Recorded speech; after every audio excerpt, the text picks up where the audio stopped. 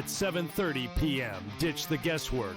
Ben Stevens, Kevin Walsh, James Young, and Tom Vecchio have your NBA draft betting coverage pick by pick, bet by bet, all night long. We got all the insights and expert analysis because betting blind isn't a strategy. Coverage starts at 7:30 p.m. on June 25th, only on SportsGrid. Oklahoma City now becomes one of 4 NBA teams ever, one of 3 NBA champs ever, to win at least 84 total regular season and postseason games. It's just the beginning, Ben, and you just look at a team with, these guys at such a young age, and, Chet's got a team option, Ismail Dieng has a team option, Jalen Williams team option, Keyshawn Wallace team option. Hey, Ben, they're all coming back. The Early Line, only on SportsGrid. We are seeing unbelievable temperature surges over the past couple of days. So I wanted to ask you this question to let the people know, how do we account for that in our handicapping? 2 good pitchers on the mound, but you look at a place like Wrigley Field, let's just say, 20-mile-an-hour winds blowing out, 90-plus degree temperatures. Is it almost like you say to yourself, you just have to fade the environment and not worry about the pitchers, because if we're hitting fly balls, they're going yard? Pro Baseball Today, only on SportsGrid. As we know, it's just we enter every year and it's, is this the Ravens' time? Is this Lamar Jackson's turn? Can they get past the Chiefs and all of these other, stalwarts of the AFC? But it's always really about Kansas City when we're talking Baltimore. This potentially, Adam, as I send it back to you, potentially is a game changer in that you get a very talented quarter at a discount price. Newswire, only on SportsGrid.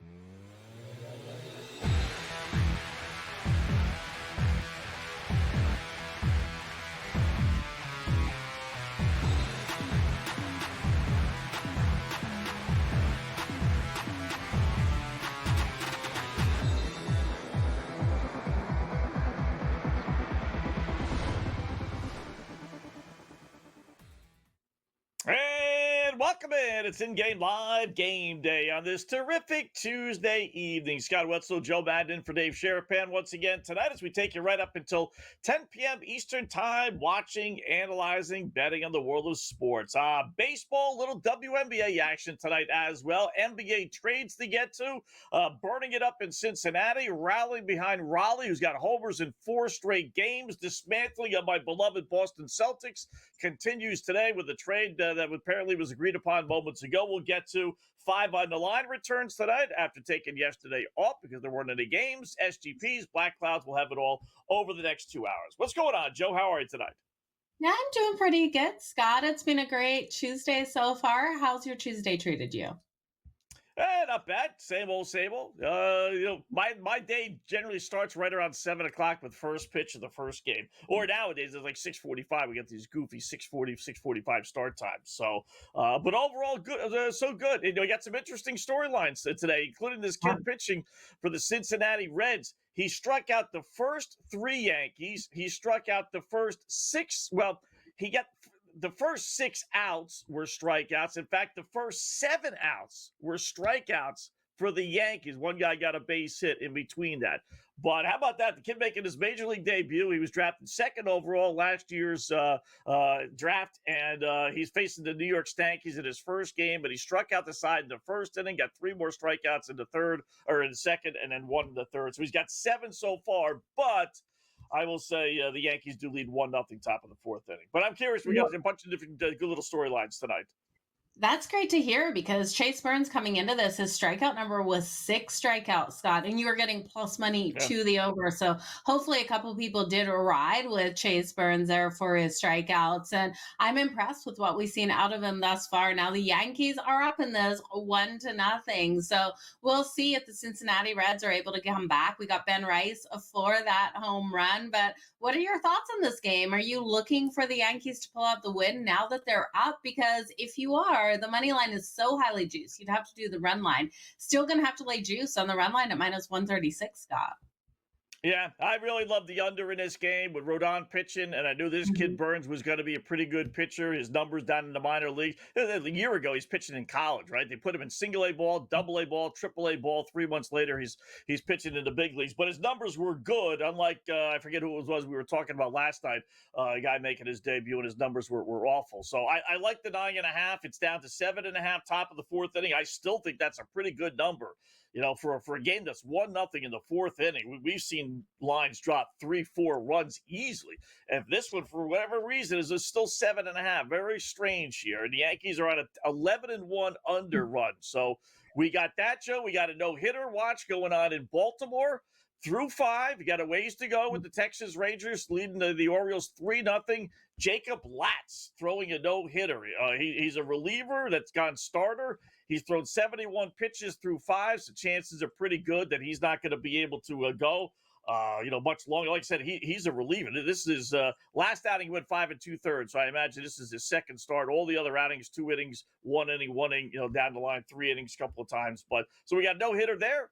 We got the Red Sox in action a little bit later on tonight. We got Mets and Braves in a scoreless game. Mets have yet to get a base hit, albeit only through 3 innings, but still. And I'm still waiting, Joe, for the beanball to come to, or at least hit the batter with Ronald Acuna after the antics he did last night. So far, nothing. Yeah, absolutely. We're going to see it. We're going to see it at some point in the series here. But talking about last night, come on. The Washington Nationals versus the Padres. How the Nationals get that win? How do we get so many runs? That was a sweat. We were rolling with the over. But, Scott, we got 16 runs in that game last night. So, as the Nationals won that 10-6, I didn't expect that. I expected the Padres win it more in a fashion of 6-4, covering that run line. So, crazy night last night. We'll see what we get out of them tonight. Yeah, very disappointing performance out of the Padres. They lost our Black Cloud play of the day. So, but what have you done for us lately, as the saying goes? 5 on the line. Time for our 5 best trends, Joe, for the games that are either just getting underway or will be getting underway later on tonight. 5 on the line.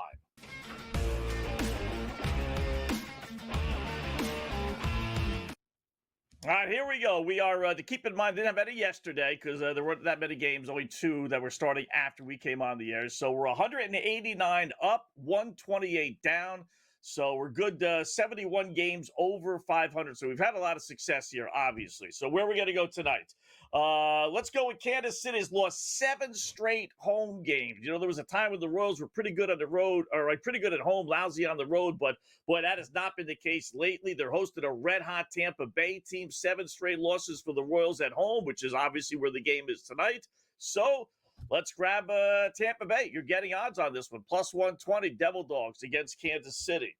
Number 4, we go from 5 down to 1 on our hit list. Washington against San Diego later on tonight.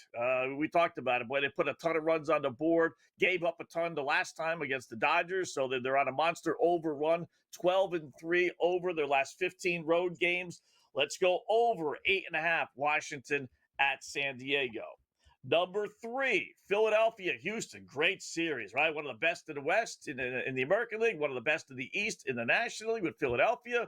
How about 9-1 under? These 2 teams are last 10 meetings. So let's go under 7, right? Philadelphia at Houston. Number 2, Miami, 20-7 under their last 27 games, taking on a Giants team that is 19-6 under its last 25 games. Well, you talk about trends being rock solid. Give me under 8, Miami at San Francisco. And then the number 1 trend, the creme de la creme, you could pretty much guess where this one's going when you looked at the schedule. The LA Dodgers, 8-3 their last 11.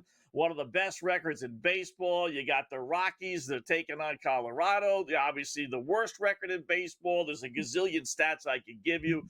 Bottom line is they're 18-60 this year. So trend-wise, it's got to be the Dodgers, Joe. You may want to put this in a parlay, but 5 on the line. Best trend tonight is Dodgers minus 230 at Colorado. What do you think? Oh, absolutely. The Dodgers are going to come into Colorado. That ball is going to be flying like crazy for those lineups. So powerful out there. I'm seeing the run line minus 1.5 at minus 176 today.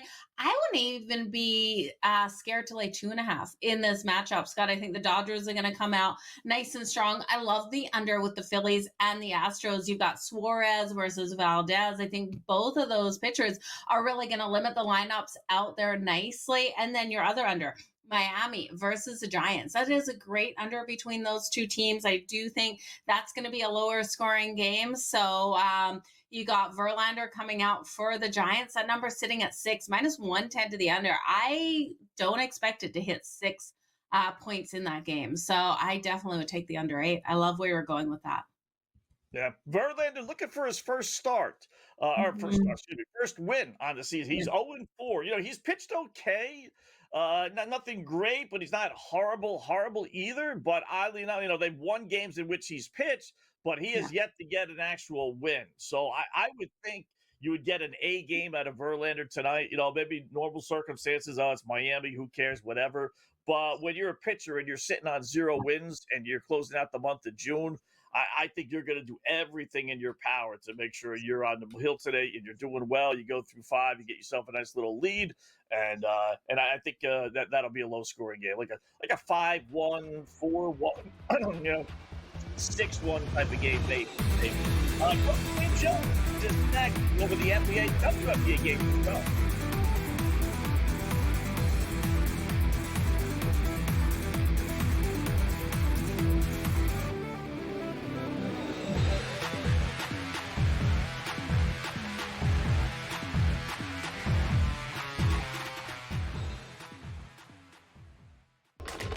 Enter into the magical world of McLuck.com, where even the smallest of spins can win real cash prizes.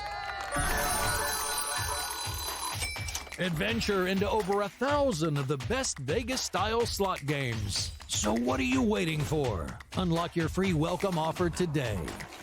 Join the fun where winners play and players win. Two guys that can do it all. Too much electricity this morning. This is a good time. We're having a lot of fun. I had to do a triple take. Ka-ching! Why? Because of parity. I didn't mean to offend. Yeah, it's not going to happen. Load management is a dirty word. Let him rip. You know what? Circumstances provide the results. What? How do you do this once? Oh, Donnie, you got such a good show there. A network that is booming. The Early Line, only on SportsGrid. We're going to go through every single thing, and I've got a great team behind me that's going to help me get the job done. I want this to be the place that people come to. There is going to be an energy to game time decisions that you will feel night in and night out. We are going to hit every single one of those markets that you need to know about. We will have everything at our disposal, and we will use that to our advantage. There is not going to be a better place, I promise you, than Game Time Decisions. I'm Kevin Walsh. Tune into Game Time Decisions weekdays on SportsGrid. The game is on. The stakes are high. But the action isn't just on the field. He's rearranging that rim. Get it inside! SportsGrid's in-game live. Your ultimate second screen experience. A little flyer, couple of 18.5 point live line. Every prop, every play, every day. Anything can happen. It's complete chaos. It's smarter to be on SportsGrid.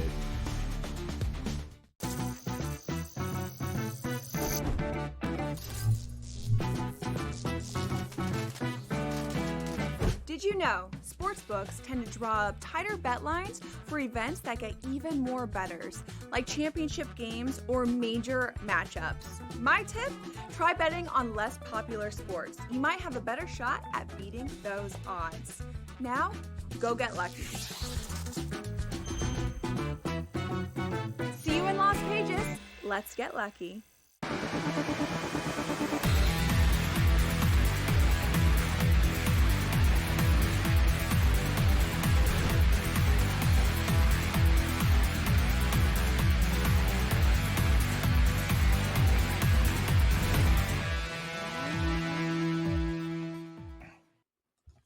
everyone. Welcome back. It is in-game live game day here on the grid. Scott Joban just getting underway. Hour number one of our 2-hour extravaganza. Just to recap, as we always do, 5 on the line in case you missed it. First segment, it's Tampa Bay plus 120 at Kansas City. They already have a lead.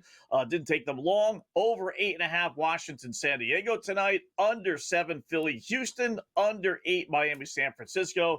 And then the Dodgers minus the 230. You don't need very many trends to realize that's probably a smart play at Colorado a little bit later on tonight. So good luck with that. We got baseball. We got a little WNBA action as well tonight. Got 4 games, a couple of them already underway. So with that, why don't we bring in the coach, Mr. James Young, as we get some winners from him in the WNBA. What's going on, Coach? How are you tonight? Good. Just, trying to get this final NBA draft stuff ready for tomorrow night. Obviously, myself, Kevin Walsh, Ben Stevens, Tom Vecchio, 7-Eleven, only on SportsGrid. So, but some intriguing stuff in the WNBA, not just games, some storylines people don't want to play, and obviously a couple of big trades in the NBA over the last week. Yeah, absolutely. It's a lot to unpack here, but let's jump into the WNBA and what we're seeing out there on the hardwood right now. The Sparks leading the Chicago Sky. This is a 19-9 game. What did you have going into this, and is there anywhere you're going to adjust with your bets? the Sky are terrible. I mean, they suck. I mean, they're 3-12. 2 of the wins they had were because of Paige Beckers being out for the Dallas Wings. So to me, I was all in on the LA Sparks. They just cannot score the Chicago Sky. So I was laying the points tonight, Joe. I expect a big blowout win for LA. Chicago can't score. One thing LA does do well is score the ball. All right, they're up 19-9, laying 9.5 right now. How about maybe the best team, record-wise anyway, 12-1 Minnesota, laying a decent-sized number at Washington. I will tell you, Coach, Lynx up 20-6 already the first quarter, and that line's all the way up to 15.5, over under 154.5.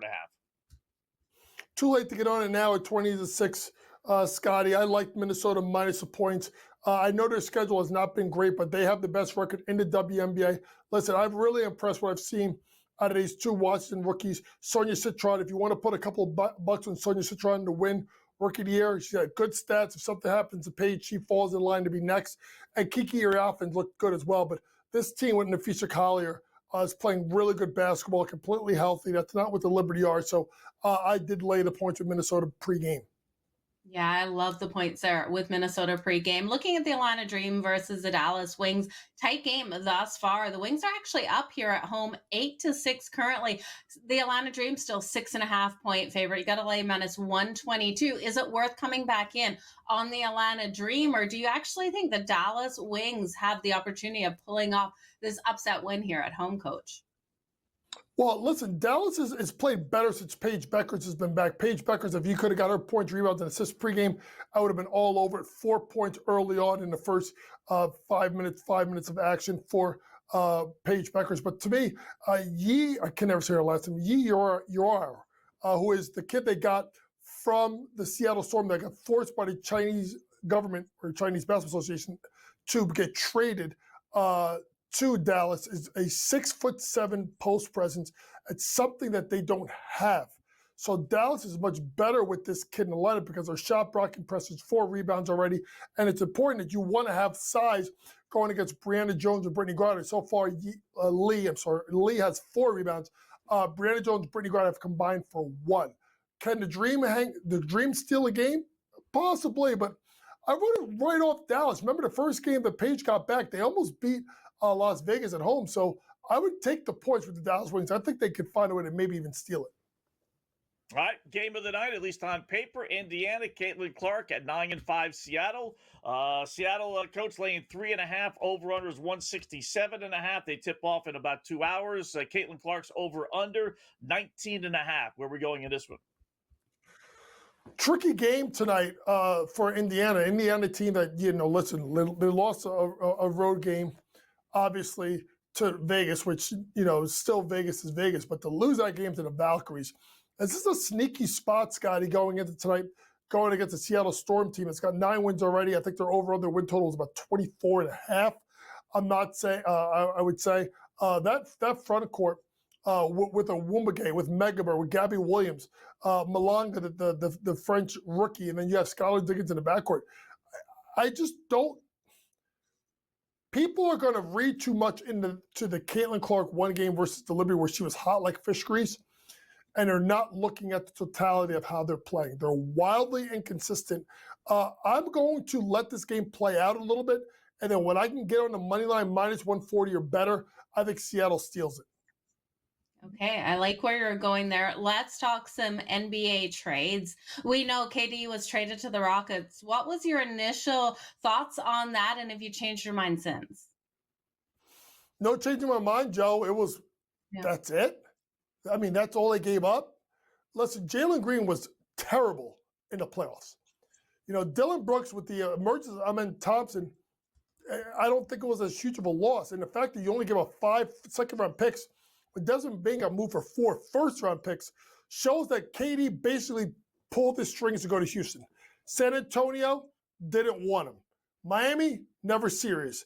He didn't want to go to Minnesota, and the Knicks didn't want him. Houston did a great job, Joe, just sitting out and waiting to get what they wanted, which was KD, to the fact where you could re-sign Fred VanVleet, Reed Shepherd, or Cam Whitmore at the 2. Then you go front court of Thompson, Durant, and obviously Şengün, and you bring Tari Eason, the other one of the 2 between Whitmore and Reed Shepherd off the bench, and then Steven Adams with a 3-year, $39 million contract extension. I thought Houston did great. As for Phoenix, I wonder what's next, Joe. There's got to be another move up their sleeve. What are the Celtics doing, Coach? Luxury tax. And if you're a Celtics fan, I know Scotty's a smart one, like some others I know, this was not a great day for Boston. They're shedding salary.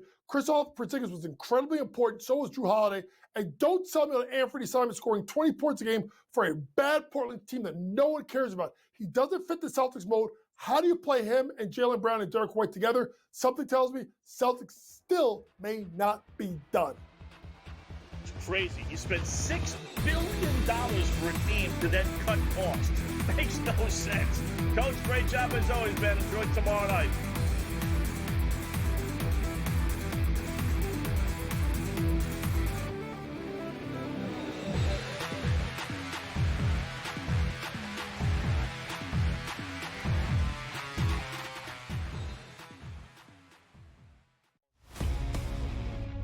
We are seeing unbelievable temperature surges over the past couple days. So I wanted to ask you this question to let the people know, like, how do we account for that in our handicapping? Like, 2 good pitchers on the mound, but you look at a place like Wrigley Field, let's just say, 20-mile-an-hour winds blowing out, 90-plus degree temperatures. Is it almost like you say to yourself, you just have to fade the environment and not worry about the pitchers, because if we're hitting fly balls, they're going yard? Pro Baseball Today, only on SportsGrid.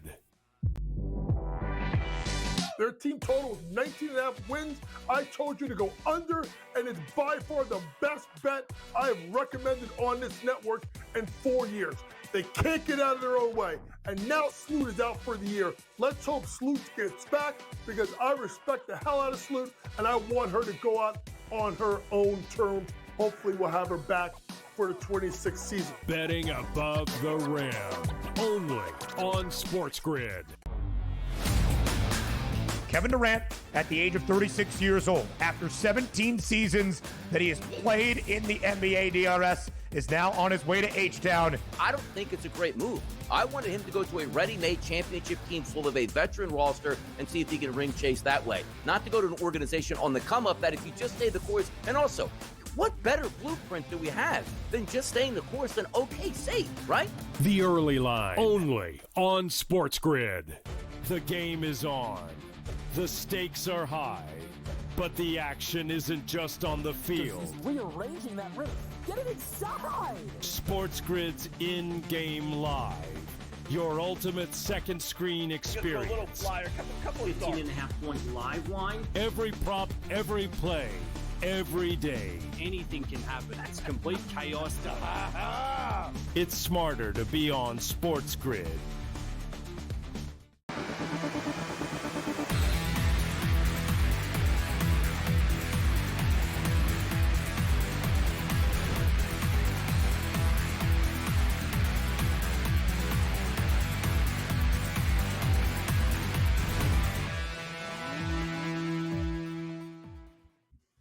welcome back. It is in-game live game day here on the grid on a busy Tuesday, getting set for the NBA draft tomorrow night. Just check out all the action right here on SportsGrid. We got a full slate of baseball. We got WNBA doing an update. 2 scores. Mets scored 3 in the 4th. They lead the Braves 3-0 now, and we still have a no-hitter through 6 now in Baltimore. A pitcher who's had, I'm pretty sure, just one start. He's a reliever.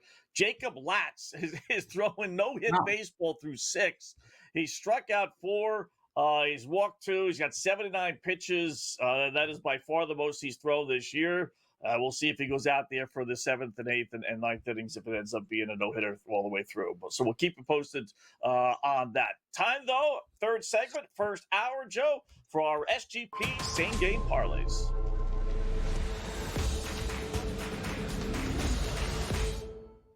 All right, I'll go first. I'm going to use the San Francisco-Miami Marlins game later on tonight with Justin Verlander. I can't see him going through the month of June.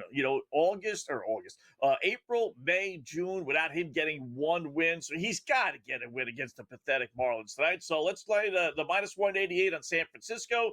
We'll use our guy Rafi Devers to get 1 base hit, minus 260. We'll take Devers to get 2 bases, which I wasn't going to do, but sometimes FanDuel, it's kind of weird. Like, I just did it figuring, they're not going to really bump the price up that much because I got him for a base hit.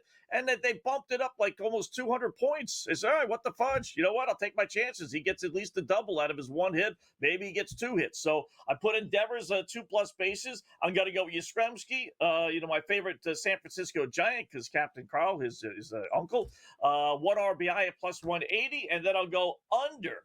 Miami 3.5 runs. I don't think they get. I like the under in the game. I'd rather put the under Miami in case San Fran does win like 9-1 or 10-2, something goofy like that. So add it all up and it pays 828, just over 8-1 on a little SGP, Joe.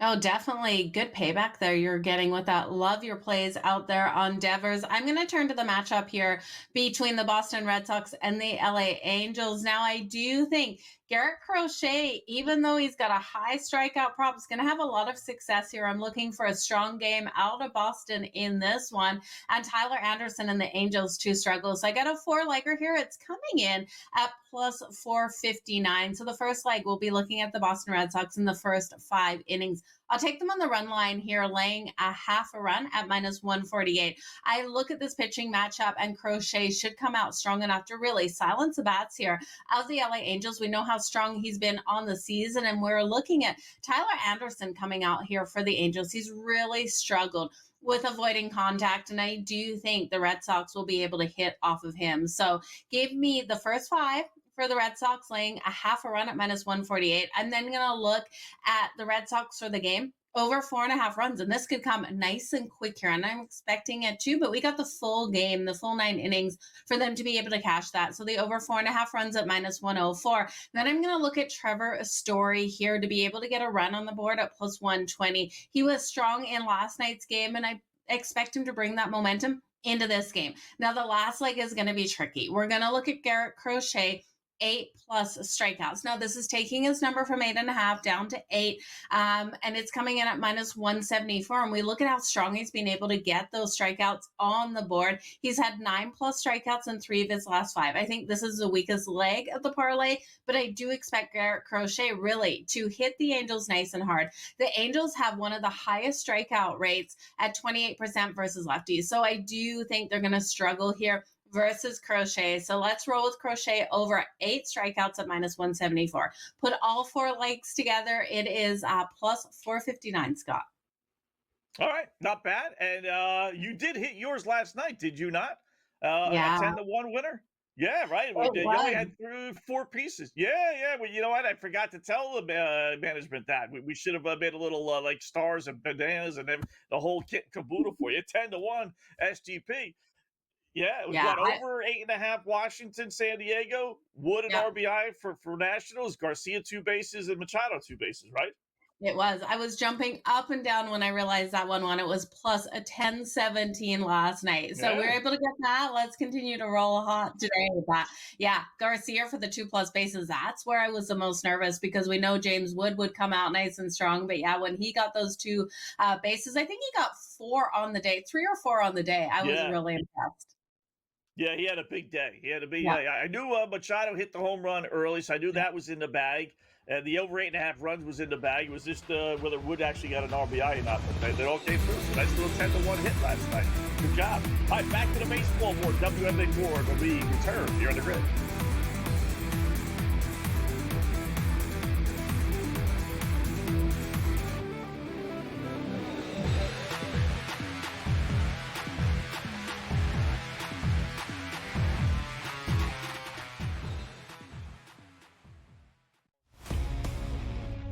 We are seeing unbelievable temperature surges over the past couple days. So I wanted to ask you this question to let the people know, like, how do we account for that in our handicapping? Like, 2 good pitchers on the mound, but you look at a place like Wrigley Field, let's just say, 20-mile-an-hour winds blowing out, 90-plus degree temperatures. Is it almost like you say to yourself, you just have to fade the environment and not worry about the pitchers? Because if we're hitting fly balls, they're going yard. Pro Baseball Today, only on SportsGrid. Their team total is 19.5 wins. I told you to go under, and it's by far the best bet I have recommended on this network in 4 years. They can't get out of their own way. And now Sloot is out for the year. Let's hope Sloot gets back because I respect the hell out of Sloot, and I want her to go out on her own terms. Hopefully we'll have her back for the 26th season. Betting above the rim, only on SportsGrid. Kevin Durant, at the age of 36 years old, after 17 seasons that he has played in the NBA DRS, is now on his way to H-Town. I don't think it's a great move. I wanted him to go to a ready-made championship team full of a veteran roster and see if he can ring chase that way. Not to go to an organization on the come-up that if you just stay the course, and also, what better blueprint do we have than just staying the course than OKC, right? The Early Line, only on SportsGrid. The game is on. The stakes are high, but the action isn't just on the field. He's rearranging that roof. Get it inside! SportsGrid's in-game live. Your ultimate second screen experience. A little flyer, couple of 18.5-point live line. Every prop, every play, every day. Anything can happen. That's complete chaos. It's smarter to be on SportsGrid.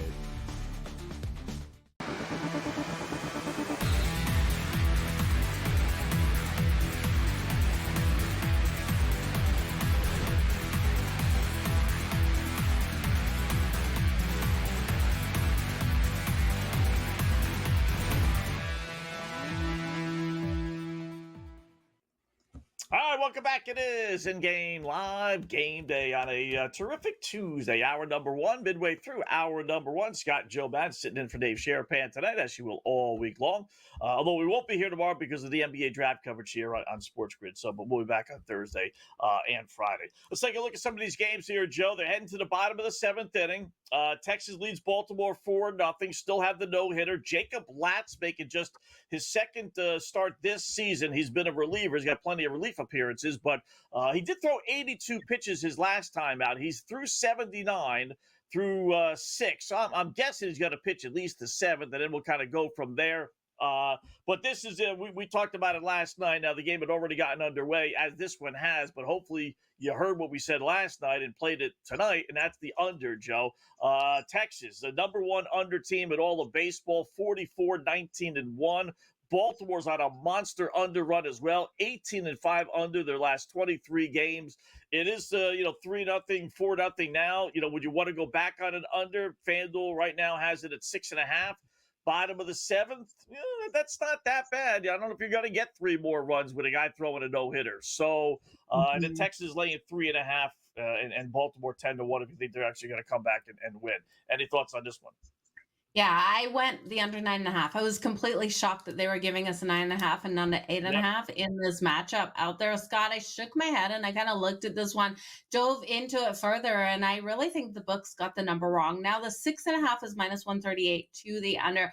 I don't love it because of the juice, but I do think we could finish in that 4-2 kind of situation. My only fear is the Rangers put up a useless run and we just slightly go over that number. So it's dropped to minus 125 at this point. I wouldn't take it. If we're getting better value, kind of like that plus 100 mark to the under 6.5, that's when I would jump. But laying juice here, I'm not loving it. But I do think we stay under the 6.5. All right. Let me just see out of curiosity. Latz is pitching, by the way. They did bring him out for the 7th. I'm looking to see if they have Baltimore team runs. Hits, runs. Normally they have it on the popular page, but I don't see it, unfortunately. Hits and runs, no, not there. Home They taken it out. Yeah. Yeah, I think they've taken it out. Do they have a no-hitter? I don't see the no-hitter. They used to have no-hitters, where you get through like 6-7 innings, and then they would throw up a no-hitter prop. But I still see it every once in a while. They have it to start the game, but they don't. I don't see it unless I'm missing it. And there's so many icons. Live SGP, live specials. Nope. Not sure why they wouldn't offer, will the guy throw a no-hitter or not? You get people interested in the game, but I don't see it. But then there's specials for the batters. So they've got batter up. And it's listed to SGP. So strike or foul for Gunnar Henderson in the thirds coming in at plus 110. A ball or H. There goes minus the 115. Hitter play. Who got it? Yeah. I don't know. But it was a single up the middle. Number 12 for Baltimore, whoever that is. Okay. All right. Okay. Well, so much for that.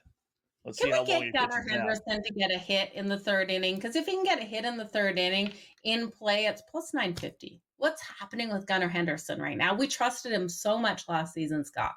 He's just not hitting right now. Yeah, in the 8th inning. Yeah, not the third. You mean seventh or 8th inning? He's batting this inning. No, third. They're saying third.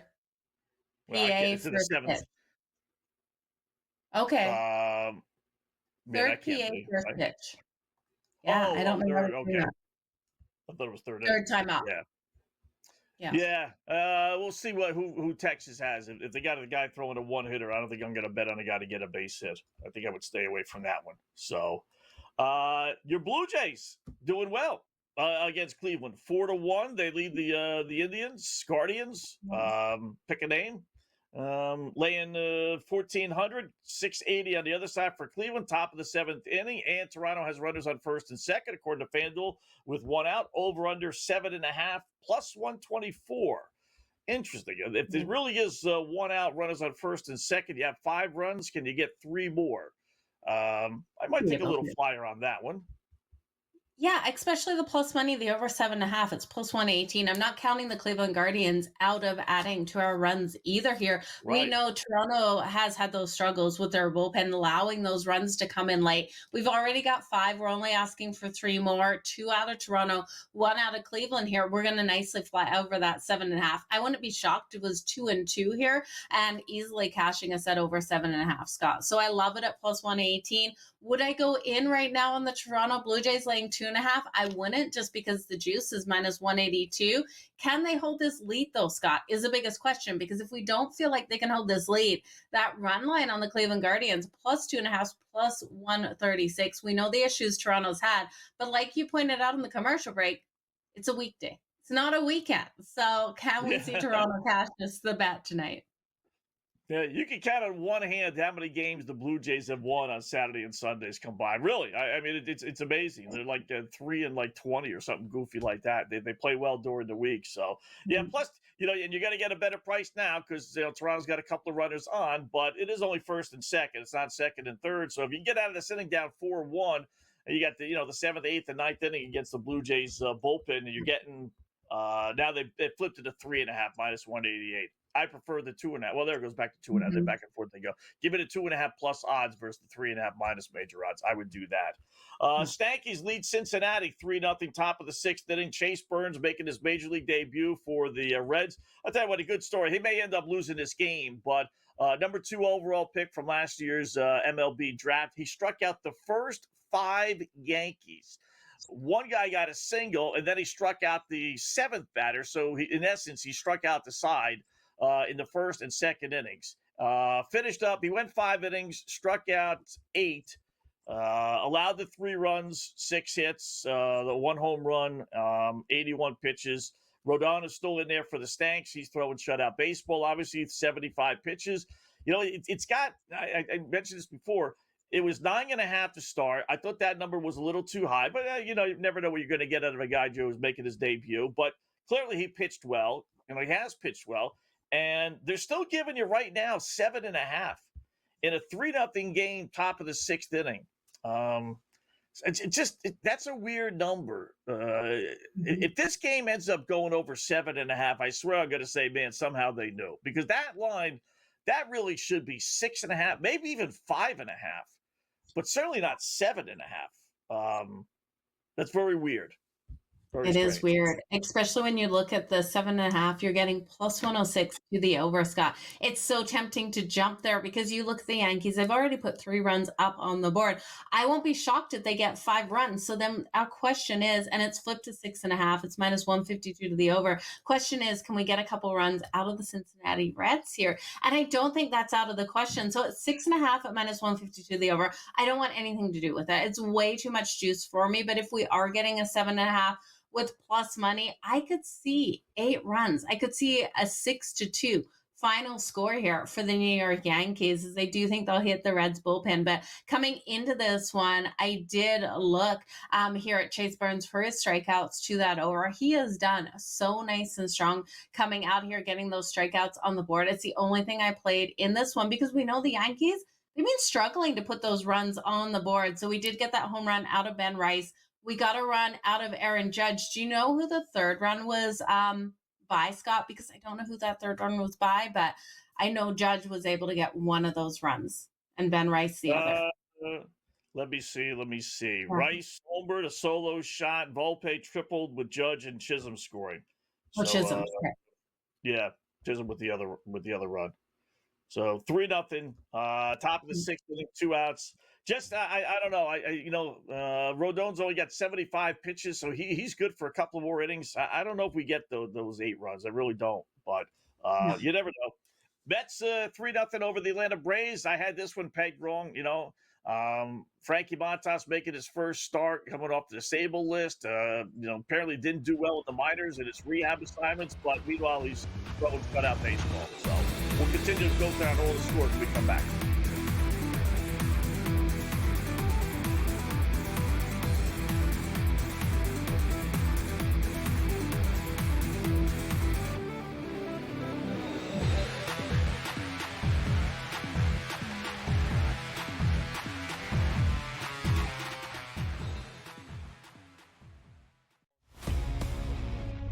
We are seeing unbelievable temperature surges over the past couple days. So I wanted to ask you this question to let the people know, how do we account for that in our handicapping? 2 good pitchers on the mound, but you look at a place like Wrigley Field, let's just say, 20-mile-an-hour winds blowing out, 90-plus degree temperatures. Is it almost like you say to yourself, you just have to fade the environment and not worry about the pitchers, because if we're hitting fly balls, they're going yard? Pro Baseball Today, only on SportsGrid. Their team total is 19.5 wins. I told you to go under, and it's by far the best bet I have recommended on this network in 4 years. They can't get out of their own way, and now Sloot is out for the year. Let's hope Sloot gets back, because I respect the hell out of Sloot, and I want her to go out on her own terms. Hopefully we'll have her back for the 26th season. Betting above the rim, only on SportsGrid. Kevin Durant, at the age of 36 years old, after 17 seasons that he has played in the NBA DRS, is now on his way to H-Town. I don't think it's a great move. I wanted him to go to a ready-made championship team full of a veteran roster and see if he can ring chase that way. Not to go to an organization on the come-up that if you just stay the course, and also, what better blueprint do we have than just staying the course and okay, safe, right? The Early Line, only on SportsGrid. The game is on. The stakes are high, but the action isn't just on the field. He's rearranging that roof. Get it inside! SportsGrid's in-game live. Your ultimate second screen experience. A little flyer, couple of 15.5-point live line. Every prop, every play, every day. Anything can happen. It's complete chaos. It's smarter to be on SportsGrid.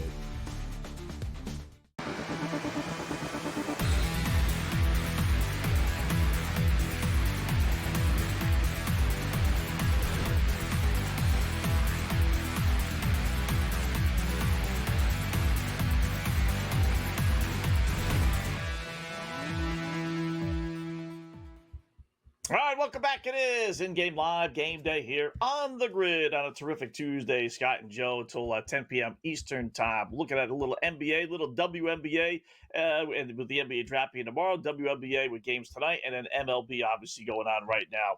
A 4-0 no-hitter has turned into a 4-4 game in Baltimore. Just like that. Wow. Kid Jacob Blatch is throwing a no-hitter in the second start, cruising along, gives up a single to start the bottom of the seventh inning. So there goes the no-no. Next guy walks, so they take him out of the game after 88 pitches. I don't have any problem with that, Joe. Reliever comes in, gives up a 3-run homer. Then I'm guessing gives up another home run. Urias hit a homer and back-to-back homers. And just like that, like I said, a 4-0 game is 4-4. And now the game's going to go over the 8.5 because, although I think it was 9.5. So you still got a slim chance. Maybe you get a 5-4 final. But, boy, it's quick how things can turn, right? Amazing. Oh, absolutely. And if you got that plus money to the over 7.5, you're laughing. If you laid the juice over the 6.5, you're absolutely laughing as well. Now the books have everything locked up, Scott. Not seeing if you have a number here, but what do you think? Gut feeling here? Can the Baltimore Orioles with the momentum pull off this win here at home now? Yeah, let me see what the numbers are. We'll see. Yeah. I tell you, I didn't get an opportunity to do it, but what I do like to do a lot, Joe, in hindsight, but I'm telling you, I do it. Once, guy has a no-hitter and it's broken up, I like to bet on the opposing team. There's such a deflation, after the guy's thinking he's going to throw a no-hitter, the team thinks he's going to throw a no-hitter, and he doesn't. Sometimes he stays in the game like you did here for another batter. Other time he gets yanked, but just the whole, drama of the game just changes. And I'm telling you, a lot of times, like tonight, the team that was getting no hit, once they get that, first hit, it just opens the door for runs being scored. And that's the case now. Baltimore's at minus 154. I don't know how high they were money. I think we saw a 10-1 money line on Baltimore where they were down 4-0, but now they're actually a favorite. How crazy is that? Over under 10.5. And over a 20-cent more favorite than they were going into this, because going into tonight, they're minus 130, between minus 130 and minus 135. So I don't love the price we have to pay for them here, but we're looking at 8 runs already. They're giving us a live total of 10.5. It is minus 120 to the over. Bottom of the 7th right now, I do think we go over that 10.5. So if you didn't jump in on the 6.5 or the 7.5, I do think the 10.5 is still in play. The bad thing about that, Scott, is you just have to lay that juice there. But we know if this goes to extra innings, if it still stays tied up like this, the possibility of that 10.5 cruising over will be easy. But I do think one of these teams can get a couple more runs before we're sitting in that situation, and the other one answer back with at least one more. All right, I'm still hoping for a 5-4, so I'm going to lay off it and hope my original bet cashes. Minnesota's in the process of losing again tonight. Wow, Seattle 5-1 over Minnesota in the bottom of the 4th inning, only 11.5, and then 6-1, minus 590 on Seattle and plus 390 on Minnesota. Well, things have really taken a turn for the worse for the Twinkies. They were playing really good ball, but they are now 1-10 in the process of being 1-11, 3-14 their last 17 games. Now I did not see, but let's check and see if Cal Raleigh's hit a home run. He's got a home run in 4 straight games. That would be something if he's got one tonight. Let us see. He's got a single, RBI single. He's got a double too. So he's got a couple of hits, but no home run. So he's halfway to a cycle. But guys hit a home run, Joe, in 4 straight games. He leads the majors in home runs, more than Aaron Judge. He's setting all kind of records of most home runs before the All-Star break by a catcher. He's a little shy. He's got 32. with 15, 16, 17 games left before the break. Maybe he could break Barry Bonds, the Reuters 39 record, which really we don't even acknowledge since he was a Reuter doing it. But the guy's having a phenomenal year. Very quietly out in Seattle, at least for the East Coast, it's quiet anyway because most of his games are on so late. But he's 2 for 2 for tonight. What are they offering us now to get a home run at him? It's got to be at least 5 or 6 to 1 since he only has a couple more bats left, right? Yeah, I'm definitely going to have to look it up. What I was looking at is Castillo here for the Seattle Mariners and his strikeout number, because automatically when I see a 5-2 lead here for the Seattle Mariners, I'm like, oh no. I rode Castillo under a 5.5 strikeouts, and I got a little bit of plus money there. He's only got 2 strikeouts right now, Scott. So he's the bottom of the 4th, only 2 strikeouts. We'll see if he can stay under that 5.5. But what are you seeing for that home run prop? Not as much as I thought it would be. Plus 330. Oh, it was really? 290 a second ago, and they bumped it up to plus 330. Yeah, I mean that's like normal beginning of the game numbers. It's the 4th inning, so he's only going to have 2 more at bats, I would think. At most, maybe a crazy rally, maybe 3, but realistically, only 2 at bats left, and you're only getting plus 320 now. But he's got 2 hits, so if you're looking for a good sign, Minnesota bullpen in play already. Might not be the crazy. I mean, I wouldn't do it at plus 320, but if the guy hits a home run his 5th straight game, we'll be saying, man, we should have done it. We should have done it. I don't know what it was then to start the game. Probably it had to be less than 2 to 1 if they're only giving us 310 now. Oh, absolutely. We're in the 4th inning. Yeah, because we're seeing these props get pricier and pricier for us to lay. That 5-4 is in play for the Baltimore Orioles, Texas Rangers right now, Scott. 5-4 lead for the Orioles, and that total's jumped up to 11.5. Minus 132, the over, just to note. All right.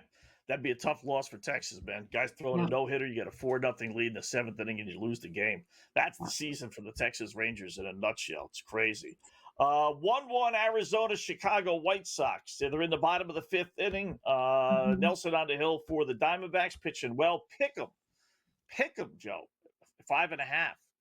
Come on. What are the D-backs doing right now? Why aren't they up by 3, 4, 5 runs over the Chicago White Sox? Come on. I know Toronto didn't do well versus Chicago, but come on, someone has to. It's the Chicago White Sox, Scott. Laying 1.5 plus 188. Sign me up. 7 strikeouts for Nelson as well. So I would take a flyer. Basically, pick them. I would take a flyer on Arizona right now, 1-1. Black Cloud play of the day coming up next.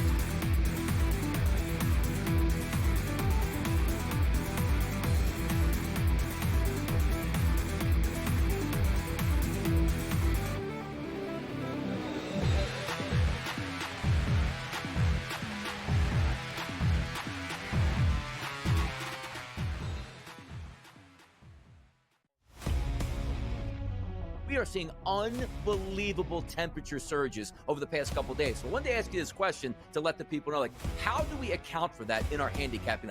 2 good pitchers on the mound, but you look at a place like Wrigley Field, let's just say, 20-mile-an-hour winds blowing out, 90-plus degree temperatures. Is it almost like you say to yourself, you just have to fade the environment and not worry about the pitchers, because if we're hitting fly balls, they're going yard? Pro Baseball Today, only on SportsGrid. Their team total is 19.5 wins. I told you to go under, and it's by far the best bet I have recommended on this network in 4 years. They can't get out of their own way. And now Sloot is out for the year. Let's hope Sloot gets back, because I respect the hell out of Sloot, and I want her to go out on her own terms. Hopefully we'll have her back for the 26th season. Betting above the rim, only on SportsGrid. Kevin Durant, at the age of 36 years old, after 17 seasons that he has played in the NBA DRS, is now on his way to H-Town. I don't think it's a great move. I wanted him to go to a ready-made championship team full of a veteran roster and see if he can ring chase that way. Not to go to an organization on the come-up that if you just stay the course, and also, what better blueprint do we have than just staying the course and safe, right? The Early Line, only on SportsGrid. The game is on. The stakes are high, but the action isn't just on the field. He's rearranging that roof. Get it inside! SportsGrid's in-game live. Your ultimate second screen experience. A little flyer, couple of 15.5-point live line. Every prop, every play, every day. Anything can happen. That's complete chaos. It's smarter to be on SportsGrid.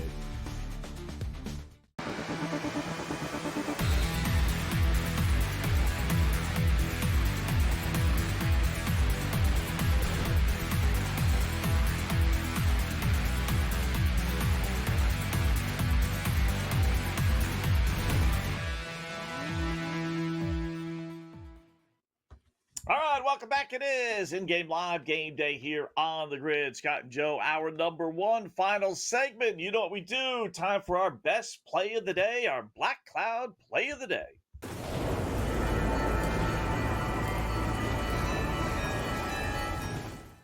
All right, not that many baseball games. We had a couple, but I'm going to flip over to the WNBA, Joe. We got a 10 o'clock game here. It's going to start in about an hour or so. Probably the marquee game of the night in the WNBA. Indiana, Caitlin Clark at Seattle. The Storm, 9-5. Indiana, only 6-7. I'm going to go. I'm not going to lay the 3.5, although that was very, very tempting. I'm going to go over 167.5. Indiana at Seattle. Seattle's 5-1 over their last 6 games, so they've been on a torrid scoring stretch.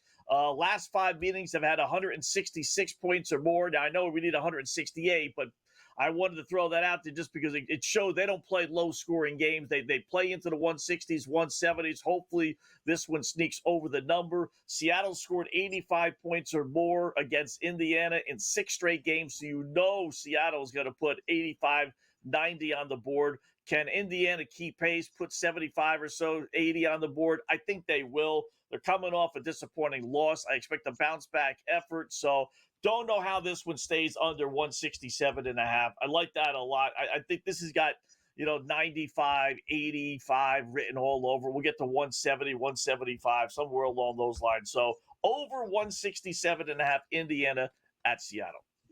Oh, I love where you're going with that. And I want to ask if you're betting any Caitlin Clark props out there. I was looking at some of her player point props, and there is a prop for Clark to go 3+ points in each quarter. It's coming in at plus 280. If we think it's going to be a higher scoring game, can Caitlin Clark get 3+ points in each quarter, Scott? Plus 280 there. 4+ points is plus 650. Do you feel comfortable with either of those? Yeah, that's not too bad. 3 points a quarter. For her, it's one bucket because half the time she's taking a bunch of threes anyway. So can we get one bucket out of her? It is amazing how they just list nothing but Caitlin Clark props. There's an icon for just Caitlin Clark, and they list 5,000. 5 made threes, rebounds, assists, first quarter. What's her first quarter points? 5.5 over. Will she get a triple-double? Will she score the first basket for Indiana? No. Plus I don't like 220. that. Yeah, that's goofy. I think she'll go over her quarter props. And then 3+ points in each quarter. That's not asking a lot. You said it. She throws from deep all the time. So that's 1 basket, right? If she if she goes into the paint, that's 2 baskets, right? We can get there. Not only that, they got her made threes is only 2.5. It's juiced to minus 174, but and she hasn't been shooting well, but she shoots 9-10 threes a game, for goodness sakes. This should be a high-scoring game. She's not going to get 3 threes. Yeah. Like, if she doesn't get it, Joe, it's not because she didn't try, right? No. I mean, they need her to score, so at least you got a fighting chance of okay, she's going to shoot some 3. Let me look at her game log. I know she missed 5 games this year. She was out with a I think it was a hamstring injury. But let me just check and see how many times she's had 3 3-pointers.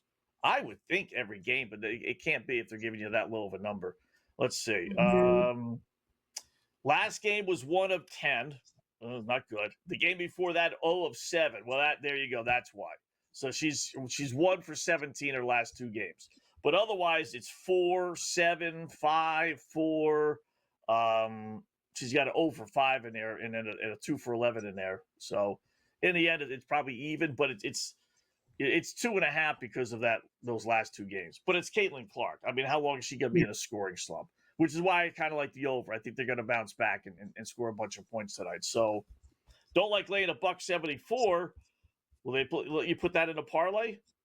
They will actually. Okay. That. I like that. Yeah. In fact, I could put over 2.5 threes in a parlay with over 19.5 points, and they're paying me plus 109. Okay. Not bumping it up that much from her regular just over 19.5 points, but okay, I would do that. FanDuel has a prop or a 4-leg parlay they've already built. Clark, 20 plus points, 6 plus rebounds, 10 plus assists, 4 plus made threes. It's coming in at plus almost 10 to 1, plus 971. 2,711 people bet it. Are we going to be the 2,712 and 13, Scott? I don't think she's getting 10 assists. I'll say no. More coming up.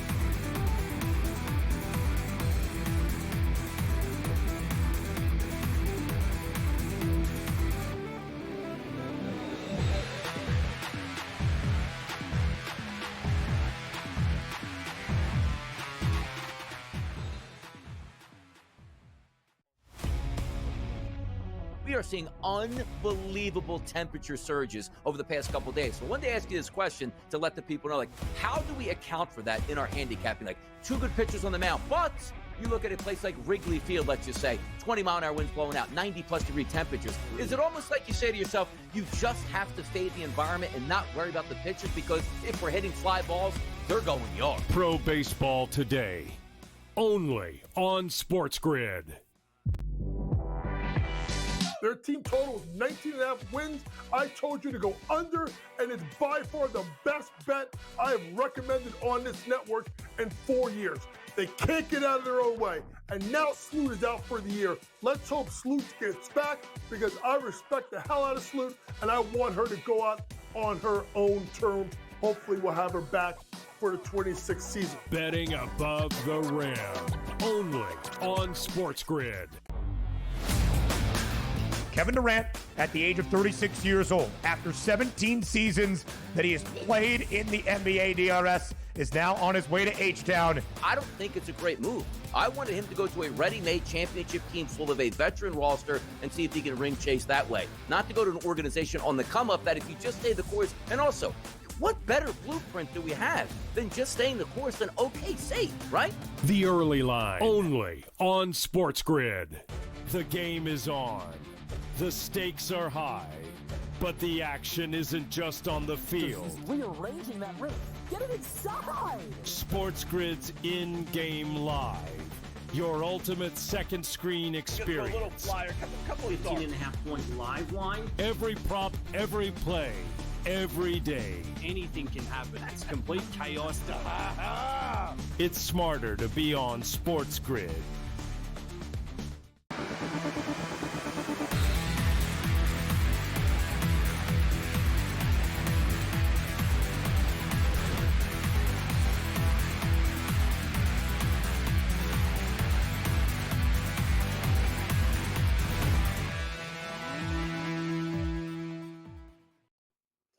And welcome back. It is in-game live game day here on the grid. Hour number 2 of our 2-hour extravaganza. Scott and Joe Madden sitting in for Dave Sherapan tonight as we check out a little baseball, a little WNBA.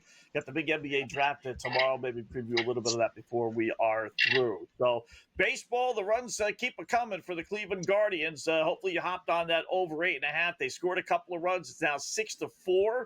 Stanky's still throwing a shutout against the Reds 3-0. Braves just tied up the Atlanta Braves, or the Braves just tied up the New York Mets 3-3, and they still got the bases loaded top of the 6th inning with only 1 out. So runs are coming there.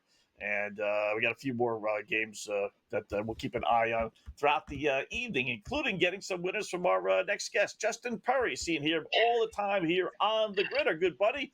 Check out his stuff, shotqualitybets.com, fantasy baseball writer as well at pitcherlist.com, and Hoops HQ, little NBA, WNBA from him. What's going on, Justin? How are you tonight, bud?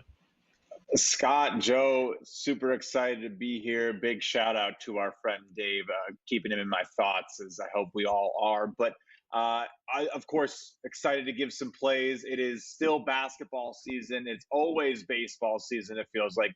nothing ever sleeps around here. And I got some good ones locked and loaded. Just finished doing some live betting on the WNBA, and I just saw that both the teams I bet on, the Dream and the Sky, made some serious gains there right before the half. So I'm a happy clam right now, and hopefully I have a good night of baseball ahead of me. How you guys doing? Doing pretty good. Thanks for asking, Justin. We're looking at the Texas Rangers, Baltimore Orioles, tied up 5-5 apiece. I know you're looking at a first 5 bet in this, but what are you liking right now, and what are you still sweating? Wow, I'm kind of shocked to see that the Orioles pulled in 1 inning in the 7th. I think this is a kind of a tough spot. I would honestly lean towards Baltimore a little bit. I do trust the back end of that bullpen with Felix. He's still one of those guys. If you're coming into the 9th inning, a little bit shakier in terms of what I think Texas is trotting out there. And I think we've seen maybe a little bit of an offensive uptick from some of the bats here for Baltimore. Really, Jackson Holiday has looked a lot better recently. I mean, tonight it looks like it's coming from everywhere. Gary Sanchez with a home run and some RBIs from a lot of different places. So I think if everyone's feeling good and a lot of different Orioles are seeing the ball late in this game, Rangers a little shaky late, I'll lean Baltimore at home to get it done. Last licks matter. See, the Tigers just jumped out to a 7-4 lead. Bad outing, rare bad outing for Tariq Skubal. It was 4-4. In fact, they were trailing. They tied at 4-4, but they are leading 7-4.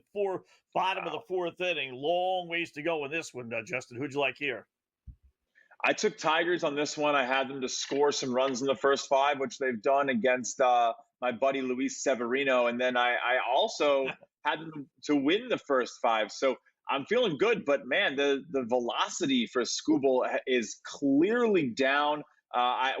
Just a couple, like 20 minutes ago, when he lit up that first home run in the first inning to Rooker, that was one of the slower fastballs he's thrown. The speed has been declining. So I'm pretty unfortunate to see, because those are the precursors to like forearm injuries. The pitchers start gripping the ball a little bit harder to get a little bit more oomph on it. It takes a little bit extra out of them if they can't get their velo up to try to, beat hitters. That's what you rely on. You need to overpower guys, or else all of a sudden they have that extra hair of a second to sit and wait to see if that's a splitter or a sinker compared to the fastball. That's the whole difference in this game, essentially. So if he's a mile or 2 miles an hour, 2 ticks down on the fastball, I mean, that is why you're seeing a team like the A's score 4 runs on a guy who was maybe not expected to allow 1 in the first 5 innings. He is just off today. Something could very possibly be wrong.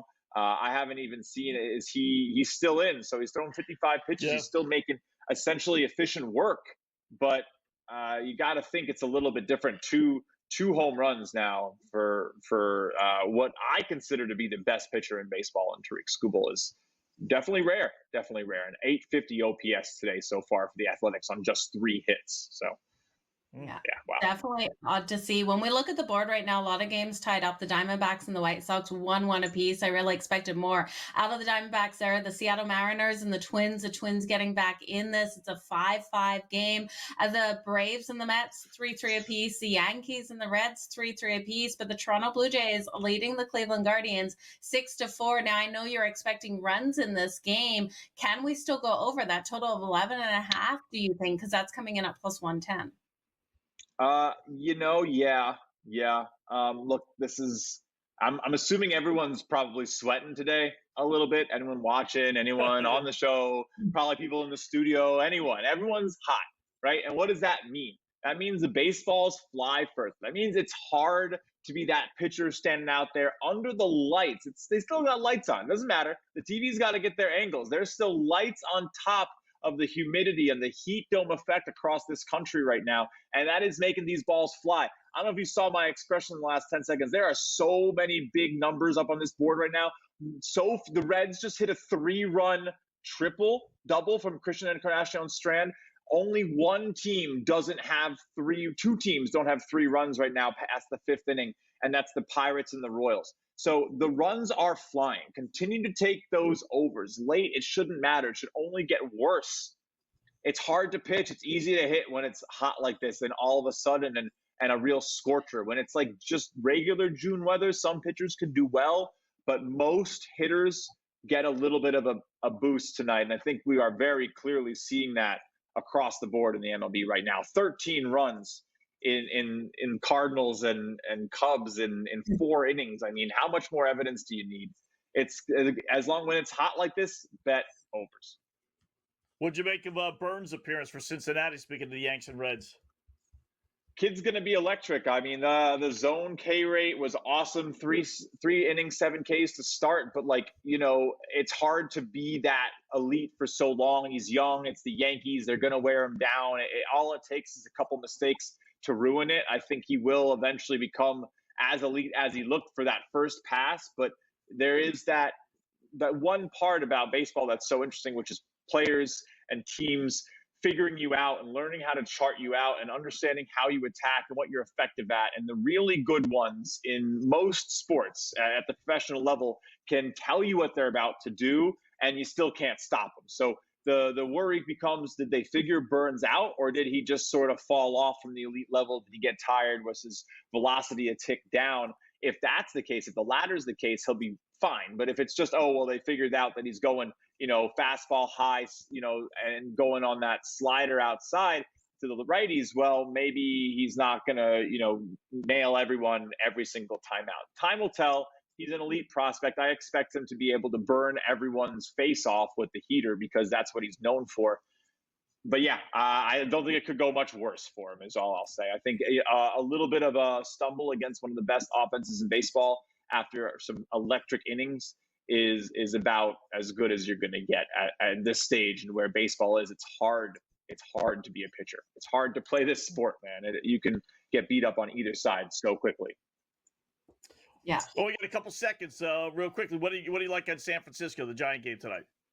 Give me those Giants. I think they're going to score. This is a spot here against the Marlins pitcher in Cal Quantrill that I love. Devers added to this lineup. I don't think you're seeing enough disrespect for Cal Quantrill, and I mean that with respect. You know, I think the line should be a little bit higher. I know Verlander scares some people away, but he should have a little bit of added benefit pitching at home, pitcher-friendly park.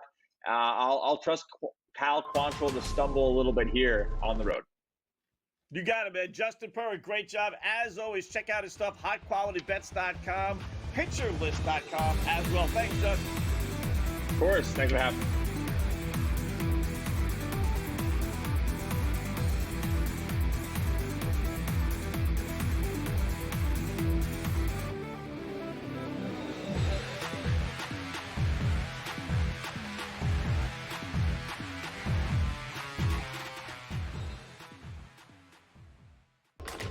Enter into the magical world of McLuck.com, where even the smallest of spins can win real cash prizes. Adventure into over 1,000 of the best Vegas-style slot games. So what are you waiting for? Unlock your free welcome offer today. Join the fun where winners play and players win. Two guys that can do it all. Too much electricity this morning. This is a good time. We're having a lot of fun. I had to do a triple take. Ka-ching! Why? Because of parity. I didn't mean to offend. Yeah, it's not going to happen. Load management is a dirty word. Let him rip. You know what? Circumstances provide the results. What? How do you do this once? Oh, Donnie, you got such a good show there. A network that is booming. The Early Line, only on SportsGrid. We're going to go through every single thing, and I've got a great team behind me that's going to help me get the job done. I want this to be the place that people come to. There is going to be an energy to game time decisions that you will feel night in and night out. We are going to hit every single one of those markets that you need to know about. We will have everything at our disposal, and we will use that to our advantage. There is not going to be a better place, I promise you, than Game Time Decisions. I'm Kevin Walsh. Tune in to Game Time Decisions weekdays on SportsGrid. The game is on. The stakes are high. But the action isn't just on the field. Rearranging that roof. Get it inside! SportsGrid's in-game live. Your ultimate second screen experience. A little flyer, couple of 18.5-point live line. Every prop, every play, every day. Anything can happen. That's complete chaos. It's smarter to be on SportsGrid.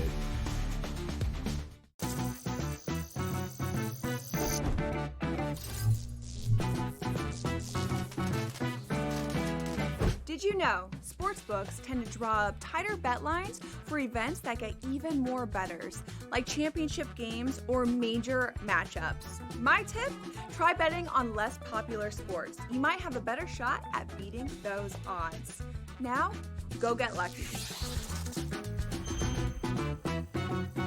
See you in Las Vegas. Let's get lucky.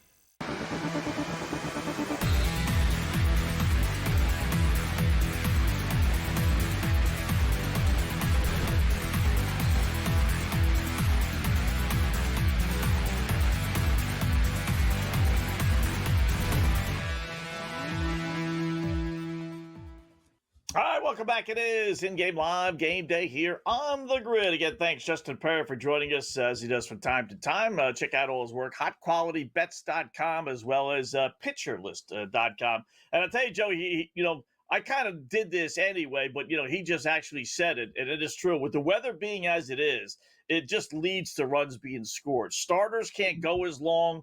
They're not as effective. You bring the bullpens into play. The ball carries a lot further when the temperatures are in the upper 80s to low 90s, as it is right now in this Midwest East zone. We talked a little bit about it yesterday, and everything is going over tonight. It's amazing. How many over-unders right now?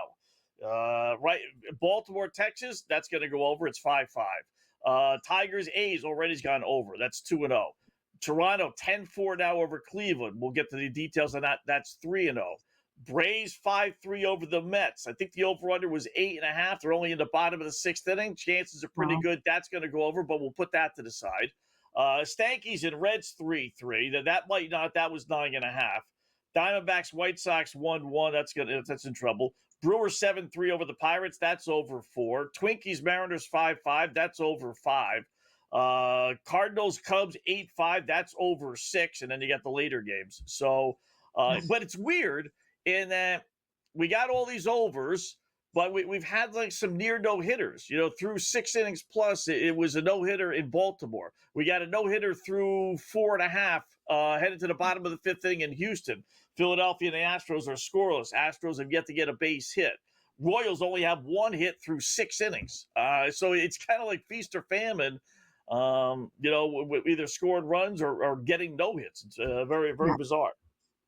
It really is. And what's really bizarre to me is the Rockies are still leading the Dodgers 1-0. We were sitting here on the weekend, Scott, and we saw Dodgers in the same sort of situation, except the Washington Nationals were up by a couple more runs. We're getting the Dodgers at -188 right now. I don't love it because it's way too much juice. They do have a runner on second. I do think they end up winning this game. Now, can they win it by multiple? Because this line has been flipping when we were at the bottom of the second, because it was the Dodgers pitching out there to the Colorado Rockies, where we're getting the Dodgers at a reasonable price at that point. We're getting them at like -140 mark, and I'm comfortable laying that kind of juice. But at -162, I don't want to jump in on them right now. With that runner out on third or on second, though, I would look at the run line, -1.5 at +104. Ohtani is up to bat right now. We still have a total in this one, top of the third, of 9.5. How's the weather in Colorado? Is the ball going to be flying here? Because we know once the Dodgers bats start hitting, that ball will fly. It's -130 to the over 9.5, Scott. So late in this game with only 1 run. And I say so late because the top of the third, look at those other games where we're sitting bottom of the 5th, 0-0 with the Phillies and the Astros. But you got a 3.5 there, -160 to the under. I think we're getting runs. Yeah, it's locked now. I thought that line was suspiciously low. The Dodgers on the road was only 160 with a runner on base, and now it's down to -128. So there's no way in the world they're still batting in the top of the 3rd inning. The Dodgers would not be -128, right? So they're clearly heading to they have to be heading to the bottom of the 3rd, trailing 1-0. Now I would dive in on the Dodgers, right? -128. I mean, basically not quite pick them, but pretty close to it. Close enough. So, and even if they didn't score bottom of the 3rd, you still got, the whole game left for the Dodgers. So, and now it's locked again. So they've gone back, and now they're down to -104. That can't be right top of the 3rd, right? Yeah. It just can't. Now it's locked again. Yeah. All right. So right. Me too. Yeah. So now when you got them at -104. Yeah. Right. Like, let's jump on it. They're coming back. They're not losing in Colorado, are they, Scott? I don't think so. I don't think so. especially if the Rockies don't score like 10 runs. Well, you could lose 10-8. I get that, but to think that the Rockies, what's the Dodgers team total? So I hit that with the Braves. They scored 5 in the 6, so we hit that 4.5. Dodgers team total is 3.5, 4.5. Yeah. They can I get was hoping 5 it was runs. 3.5. Come on, it's the They Rockies. still can, but I was just hoping for 3.5. If we go through another scoreless inning, if we go through 4 for the Dodgers being scoreless anyway, then it might fall to 3.5. Then I'll pounce. Okay. Right now, I'll hold off. I'll wait and see if it drops a little bit. Okay. What do you think the Rockies team total is sitting at? They got 1 run on the board. 1. I'd say 4.5. Yeah, it's 4.5 too. Minus 138 to the under, plus 104 to the over.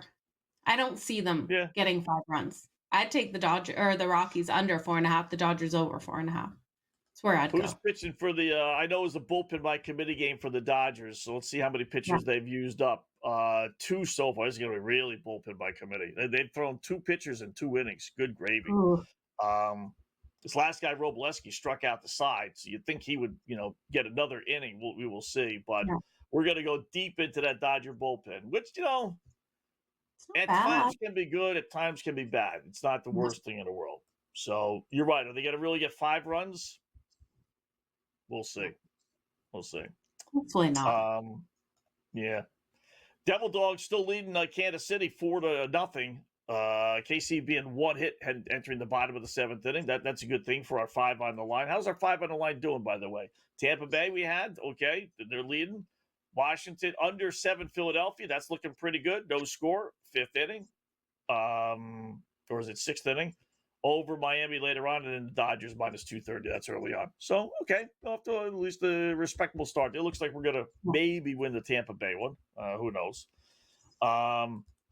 Got a couple of late games here, Joe. We'll break them down here before they actually throw the first pitch. First game starting in about 10 minutes or so, and that would be which one we would do in order, Scott?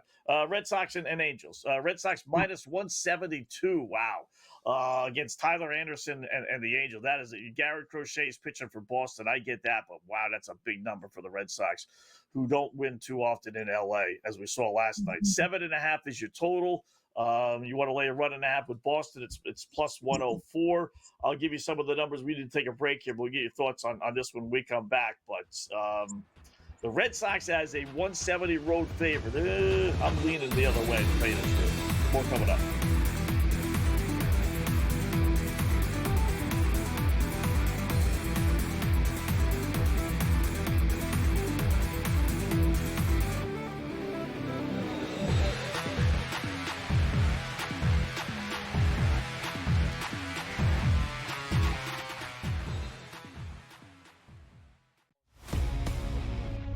We are seeing unbelievable temperature surges over the past couple of days. So I wanted to ask you this question to let the people know, how do we account for that in our handicapping?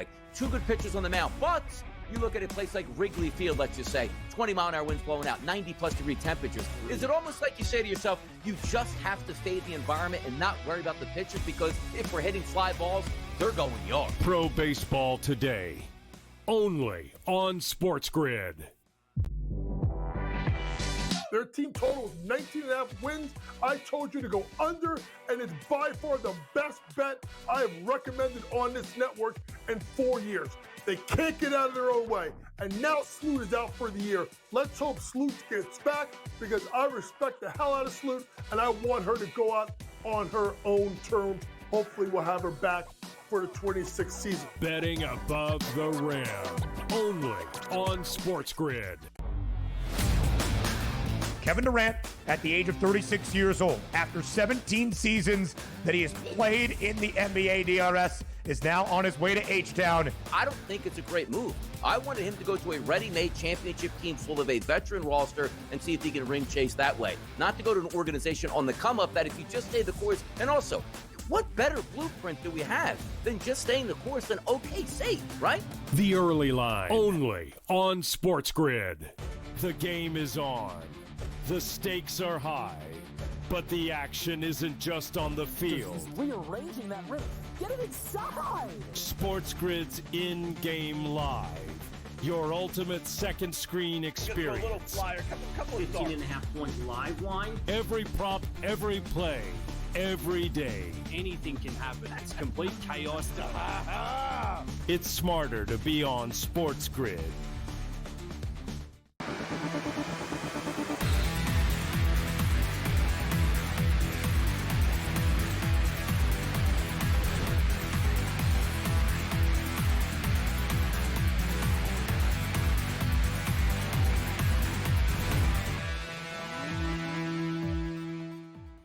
All right, welcome back in Game Live. Game Day here on the grid. Scott and Joe checking out all the action here at little MLB. We got a couple of games starting by 10, 15 minutes. But I will say, bottom third, Colorado 1-0 over the Dodgers. And the Dodgers minus 130, minus 128. This guy, Robleski, it looks like he's cruising. He's got another inning in him. So bullpen by committee game for the Dodgers. You're not going to see the Dodgers minus 130 or less against Colorado very often. 1-0 lead is obviously nothing at this point in the third inning. So Joe and I both like that. Joe, I know you got the Red Sox and Angels as part of your SGP. We talked about that earlier. I'll throw out some numbers. Angels winning last night, spotted Boston, a 3-0 first inning lead. Game went way over. First five went way over. We were both all over that. Red Sox 8-4 their last 12 games, but they have scuffled a little bit here, losing their last two. No big deal, I suppose. 2-6 their last 8 against the Angels in LA. Like I said yesterday, they don't win very often out in Los Angeles for whatever reason. 8-4 underrun, but I think we're going to get some runs again tonight, even with Crochet on the hill. 7.5 is the total. And as I mentioned before the break, I'm not laying, maybe I won't take the Angels, but I'm not going to lay $1.72 with the Red Sox on the road. Yeah, straight up on that money line, it's pretty juicy, and I can't get there either. But I do think the Red Sox have every possibility of covering that run line. If you lay the 1.5 on the run line, it's coming in at plus 104. I look at the difference here. Not only the starting pitcher is Tyler Anderson, who's really struggled to avoid that contact. Crochet should be able to come out strong, but also when we look at this ball turning over to the bullpens, I just don't trust the Angels bullpen. They have an ERA over 5, and we look at the Red Sox bullpen. It's not terrible. It's a 3.35 ERA. I think they're going to be able to limit the Angels. I know they've been able to put some runs up on the board, and they will give up some as well. So I don't think the Angels get held off the board, even if Crochet comes out and plays excellent to start. So I'm looking at the Red Sox in the first 5. Then after that, for that to open up. So we see that number drop from 7.5 down to 6.5, 5.5. I'll be all over it. Pre-game, I think we can still bet the over 7.5, though, Scott.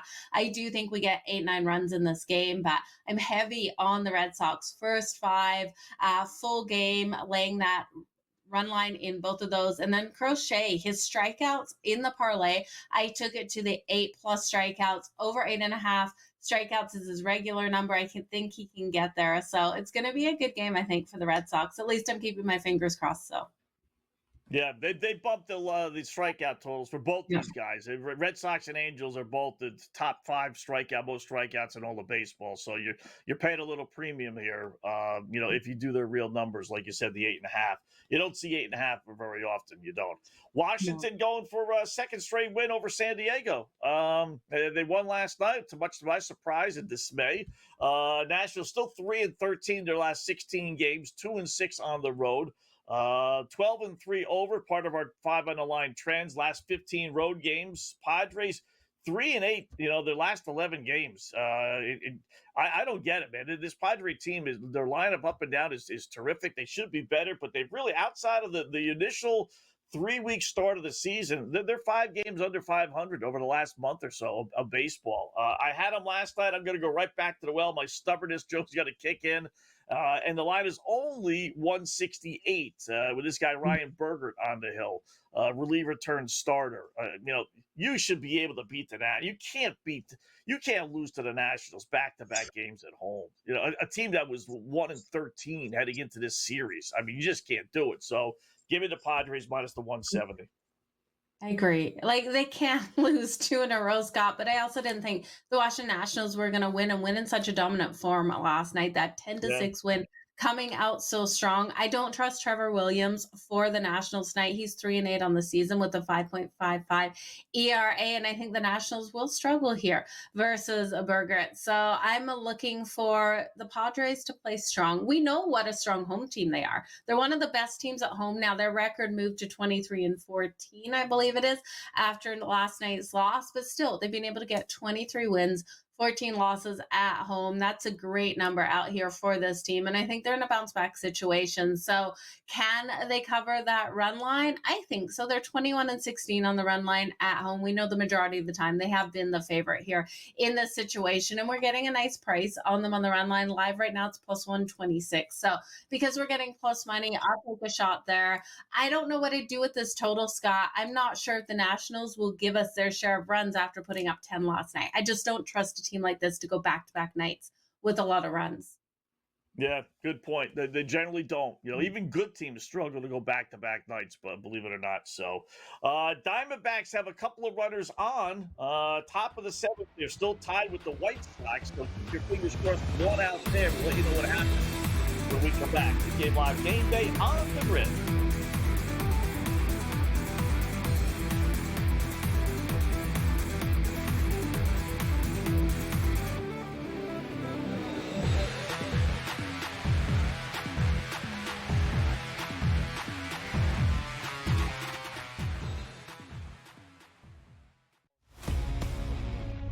We are seeing unbelievable temperature surges over the past couple days. So I wanted to ask you this question to let the people know, how do we account for that in our handicapping? Two good pitchers on the mound, but you look at a place like Wrigley Field, let's just say, 20-mile-an-hour winds blowing out, 90-plus degree temperatures. Is it almost like you say to yourself, you just have to fade the environment and not worry about the pitchers, because if we're hitting fly balls, they're going yard? Pro Baseball Today, only on SportsGrid. Their team total is 19.5 wins. I told you to go under, and it's by far the best bet I have recommended on this network in 4 years. They can't get out of their own way. And now Sloot is out for the year. Let's hope Sloot gets back, because I respect the hell out of Sloot, and I want her to go out on her own terms. Hopefully we'll have her back for the 26th season. Betting above the rim, only on SportsGrid. Kevin Durant, at the age of 36 years old, after 17 seasons that he has played in the NBA DRS, is now on his way to H-Town. I don't think it's a great move. I wanted him to go to a ready-made championship team full of a veteran roster and see if he can ring chase that way. Not to go to an organization on the come-up that if you just stay the course, and also, what better blueprint do we have than just staying the course and safe, right? The early line, only on SportsGrid. The game is on. The stakes are high, but the action isn't just on the field. He's rearranging that rhythm. Get it inside! SportsGrid's in-game live. Your ultimate second screen experience. A little flyer, couple of thoughts. 15.5-point live line. Every prop, every play, every day. Anything can happen. That's complete chaos. It's smarter to be on SportsGrid.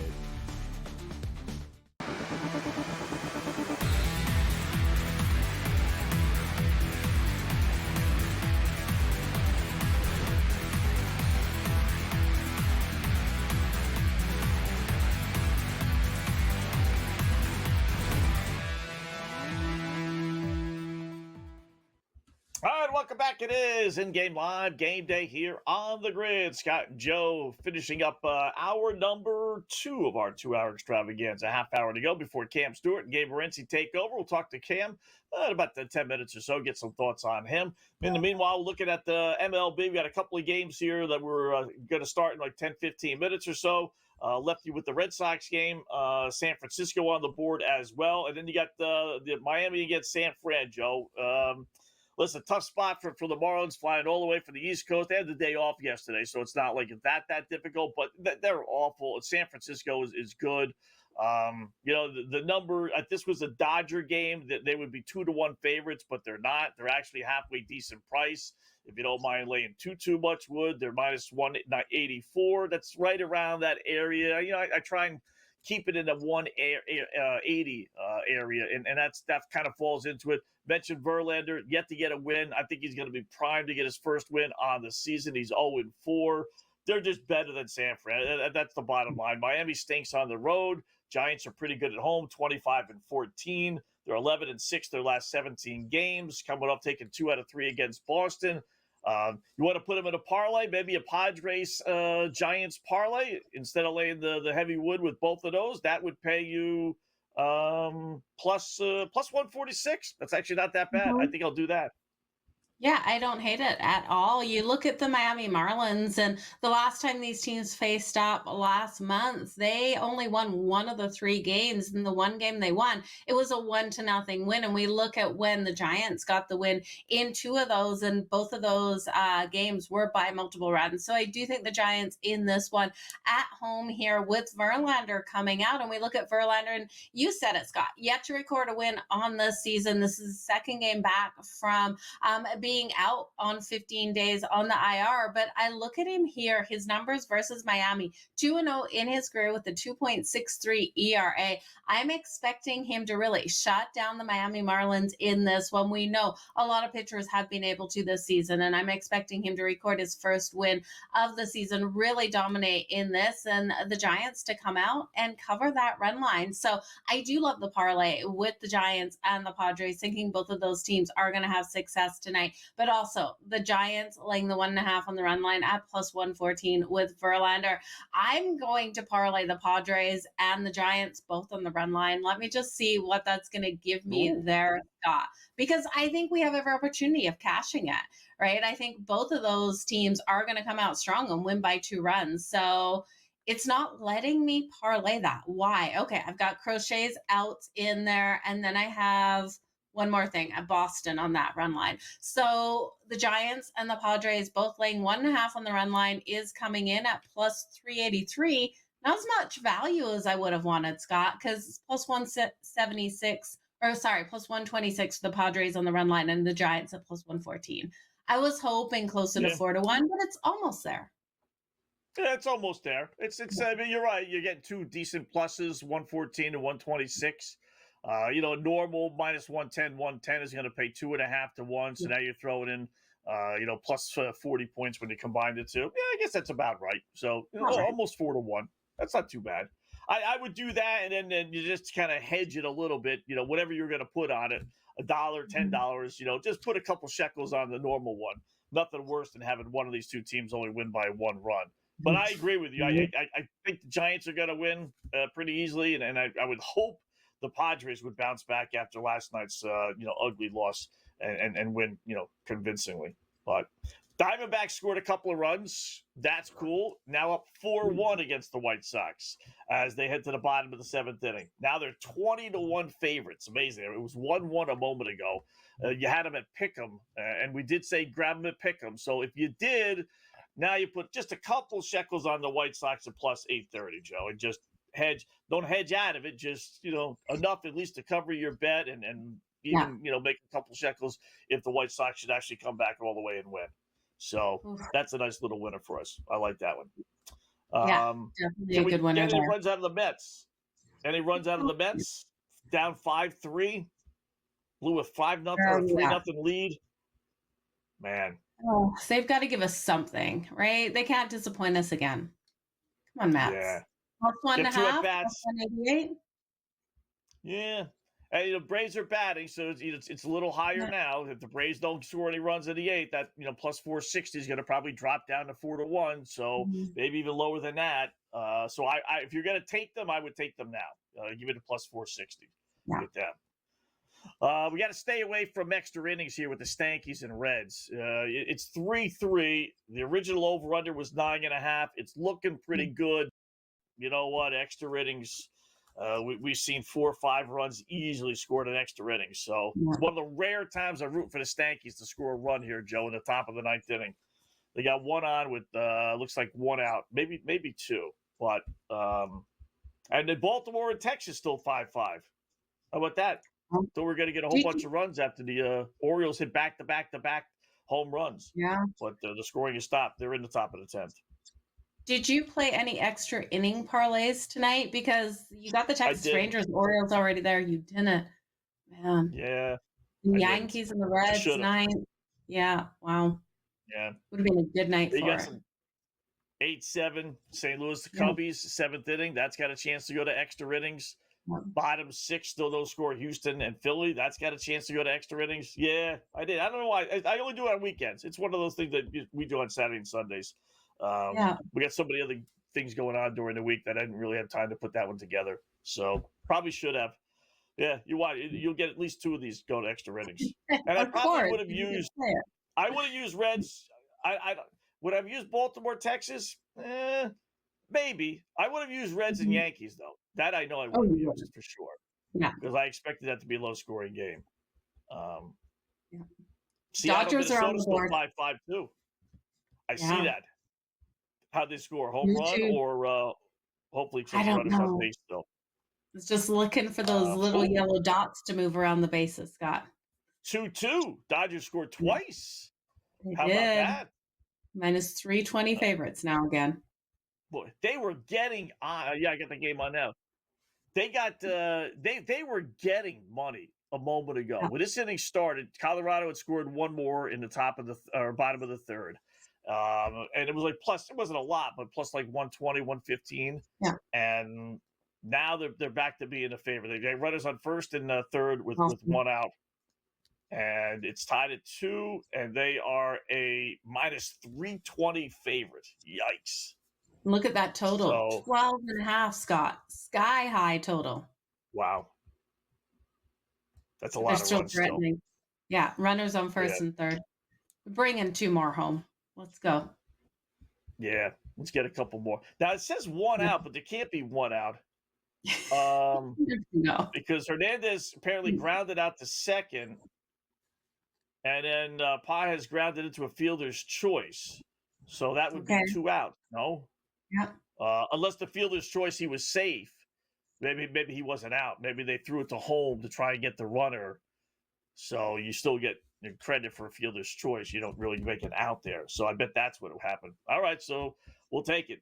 First and third, 1 out, tied at 4, or tied at 2 in the fourth, and now it's locked up. We'll see what happens. Who do we got up? Bottom of the order, but that's okay. I got my fingers crossed. Right? Dodgers, let's bring it home. Top 7, Cardinals 8-7 over the Cubs. Grab the Cubs plus 190. Top of the 7th. Now, FanDuel says they got 1 up Cubs. Yeah. Over under 17.5. Can we get 3 more runs? I would take I think a flyer with the Cubs at plus 190. I would too. If that, right?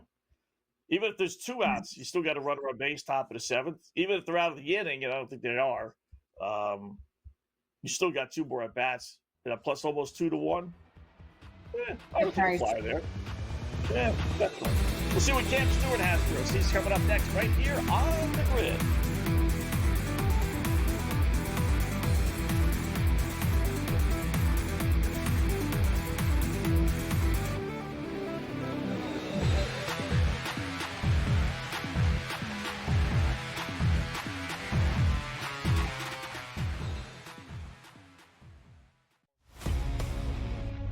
We are seeing unbelievable temperature surges over the past couple of days. So I wanted to ask you this question to let the people know, how do we account for that in our handicapping? 2 good pitchers on the mound, but you look at a place like Wrigley Field, let's just say, 20-mile-an-hour winds blowing out, 90-plus degree temperatures. Is it almost like you say to yourself, you just have to fade the environment and not worry about the pitchers, because if we're hitting fly balls, they're going yard? Pro Baseball Today, only on SportsGrid. Their team total is 19.5 wins. I told you to go under, and it's by far the best bet I have recommended on this network in 4 years. They can't get out of their own way. And now Sloot is out for the year. Let's hope Sloot gets back, because I respect the hell out of Sloot, and I want her to go out on her own terms. Hopefully we'll have her back for the 26th season. Betting above the rim, only on SportsGrid. Kevin Durant, at the age of 36 years old, after 17 seasons that he has played in the NBA, DRS, is now on his way to H-Town. I don't think it's a great move. I wanted him to go to a ready-made championship team full of a veteran roster and see if he can ring chase that way. Not to go to an organization on the come-up that if you just stay the course, and also, what better blueprint do we have than just staying the course and okay, safe, right? The early line, only on SportsGrid. The game is on. The stakes are high. But the action isn't just on the field. He's rearranging that roof. Get it inside! SportsGrid's in-game live. Your ultimate second screen experience. A little flyer, couple of 15.5-point live line. Every prop, every play, every day. Anything can happen. That's complete chaos. It's smarter to be on SportsGrid.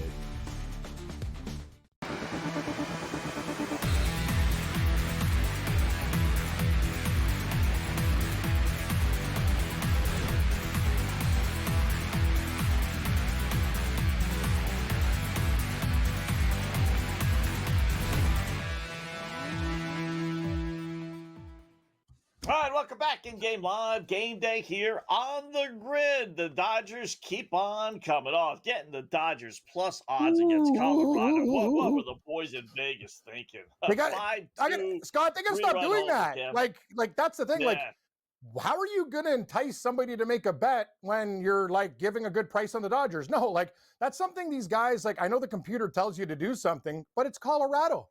Like, how many games have they blown this year? I remember even against, like, San Francisco, 5-run lead, man, it's gone. Like, 4-run lead, it's gone. Like, how many games in a row did these guys, like, blow? And you're playing the Dodgers, like one of the better teams, right? So I don't know what the computer tells you. I'd be sitting there with a cognac and a smoke telling these guys, we got to do something with the computer program where Colorado's involved. Whatever it is, make it like way more. Yeah, exactly. Shut it off. Manual. Bring the humans in. Yeah, no, that team's just, they're too much. But a lot of runs in that game, too. Like Colorado will get theirs. Dodgers will get theirs because they got like a spot starter tonight. So I'm expecting fireworks at Coors. Yeah, definitely. We've already got 7 runs at live total 13.5, juice to the over at -136. What else are you sweating out there on the Diamonds cam? Not really sweating. I'm sweating. It's very hot here, Joe. I mean, it is boiling. I'm sweating. But the bets, live Cincinnati against the Yankees, -128. I'm on the Reds. We'll hit the over with the Blue Jays, but no one cares really what I'm doing. Let's give them something later on. So let's take a look at these games in the night. I actually kind of, now that the Nationals got something cooking, give me the Padres at even money there against the Nationals. Washington has 2 guys on, 1 out, and now all of a sudden it's flipped. My dog of the night, I'm taking the Miami Marlins, +1.5, -145, and +150. I'm going to saw it off. I just can't lay 194 with Verlander on the hill. I think it's a ridiculous price. Small play on Miami. I'll take them on the run line, and I'll take them on the money line. Also in soccer tonight, Canada is playing their game. They're -470, Joe, in like real, like that's nuts. So what are we going to do? What are we going to do with these games tonight? We're basically going to take the -1.5 and lay 40 cents on my book. So they're -1.5 we have in that late game, Canada versus El Salvador. And I also have exact score, Canada 3-0 and Canada 4-0. One is +450 and one is 6-1. They beat Honduras 6-0. I'm expecting a little bit of the same tonight, either a 3-0 or 4-0 win. All right. Got some pretty bad WNBA teams leading against halfway decent teams. My Sky team, Sky. leading. God, you got yeah. Mystics beating Minnesota. Dallas beating Atlanta. You want to go anywhere late in these games? I don't know, Scott. Where do you want to take me? Let's take a look right here. Like Minnesota, the Sparks, Minnesota. You know what? The Lynx versus the Mystics. No, I don't want to go there. You know what? I would take the Sparks +3.5 against Chicago. But what? Okay, would you take both dogs on the money? Well, so what's the Sparks? +182, and the Mystics are +120. The Dallas win. Yeah, you said it, man. It's a dog's breakfast in the WNBA. I didn't even I had baseball going on, so I didn't even see this. Holy geez, the Pooches are let loose. I would actually say there's a lot of time left in that Chicago game. I'd take the Sparks +3.5 live. That would be my play. Minnesota, Washington. It could go either way, Scott, but we're 3 minutes left in the fourth quarter, and we got a tie game. So I don't know exactly what's going to happen there. Sparks are the play. I think they can come back and beat the Chicago Sky. They're plus 210 on the money line, but I'll take the 3.5. Definitely a tight one there. What about the Fever taking on the Storm? Are you going to roll with anything with Caitlin Clark tonight? No, I'm not, Joe. I'm going to basically, I got a lot invested in the soccer game and some late baseball, but we will see what happens in this earlier game, and then maybe we can do something with it. And yeah, it's one of those things, Joe. I had a really good week in golf, and I noticed myself, I'm just like, click, click, click, click, click, click. It's like, dude, slow down. Like, there's horse racing tonight. There's other things. Like, I got to start picking my spots. But no, I'm not going to bet that game tonight. But I don't know, Scott, do you have a play for like any props or anything like that? Over? Yeah, I like the over 167.5. You know, Seattle's on a nice little 5-1 over run. They've scored 85 points the last 6 meetings against Indiana. Listen, you need 2 to tangle, but it just shows you like they play your high scoring games when these two teams get together. And I think Caitlin Clark's in a bounce back mode. She's had 2 bad shooting performances. I think she's not going to have 3 in my world. So I'm thinking Indiana's going to put some points on the board. They're coming off a loss. So yeah, that's 167.5 for a WNBA game is really not that bad. It's not that high of a number, to tell you the truth. I would lean over, and I got to be honest with you. I know people will bet the Fever because of Clark. I like the Seattle Storm. Right. They're a good team. Me like too. minus 3.5 looks good to me. It's kind of interesting though. I don't see the correlation. You'd think it'd be about minus 180 on my book, Scott. It's very odd. They have minus 3.5, but they only have minus 165. So I'm like, what's the deal here? So I hope I'm not walking into a trap, but I would take Seattle minus the points. Watch them win between 1 and 3 with that point spread. But I do like your over. I agree with you. I think Seattle will score and Indiana will get theirs. So that's a good play for the late night WNBA. I like where we're going to go there. Looking at Thursday, the Rocket Mortgage Classic kicks off. Where are we going to go? Ooh, well, save all my picks for tomorrow. But I know I texted Carver, and Cameron Forever Young is going to make our card this week. He's 35-1. I'm going to try to find a book that has a little bit better. I wanted to get more than that, but Cameron Young is great in Detroit, multiple top 10s. He's been playing really, really well. And kind of like Tommy Fleet, where you're just waiting, like, when's this guy going to break out? But he was 4th at the U.S. Open, which is very, very difficult course, and he'll be able to eat up Detroit. I like Cameron Young a lot. Also, another couple guys to look like Alex Noren, the pride of Sweden. He checks a lot of boxes for me this week, but full picks tomorrow. We'll keep it rolling. Carver's on a heater, so I'll get some of his picks and give them to you guys tomorrow with some first-round leaders. We'll look at the Rocket Mortgage Classic. Yeah, we're not on tomorrow because of the NBA draft. Oh, that's why you're asking me about oh my God, I didn't realize that. I could have put my golf picks together. Oh, boy, I didn't realize. Oh, man. Okay, I'll have a couple more. I'm going to tweet them out. Yeah, how about the notion of fading Keegan Bradley, right? This guy's no. Actually, I'm going to tell you something, Scott. Listen. This is interesting. I would not fade Keegan Bradley. I'm not sure he's going to win. Just remember one thing. This is very important. He's the captain of the U.S. Ryder Cup team, and he's trying to get there on points. So every little bit helps with this guy. He has to keep on winning and playing well. Don't fade Captain America right now. This guy's on a heater. He's going to go to Detroit and light it up, baby. Detroit Rock City. I'm not sure if he's going to win, but I'm expecting a top 10 or 20 for KB. Good thought. Cam and Game, top the hour in 5 minutes. Thank you.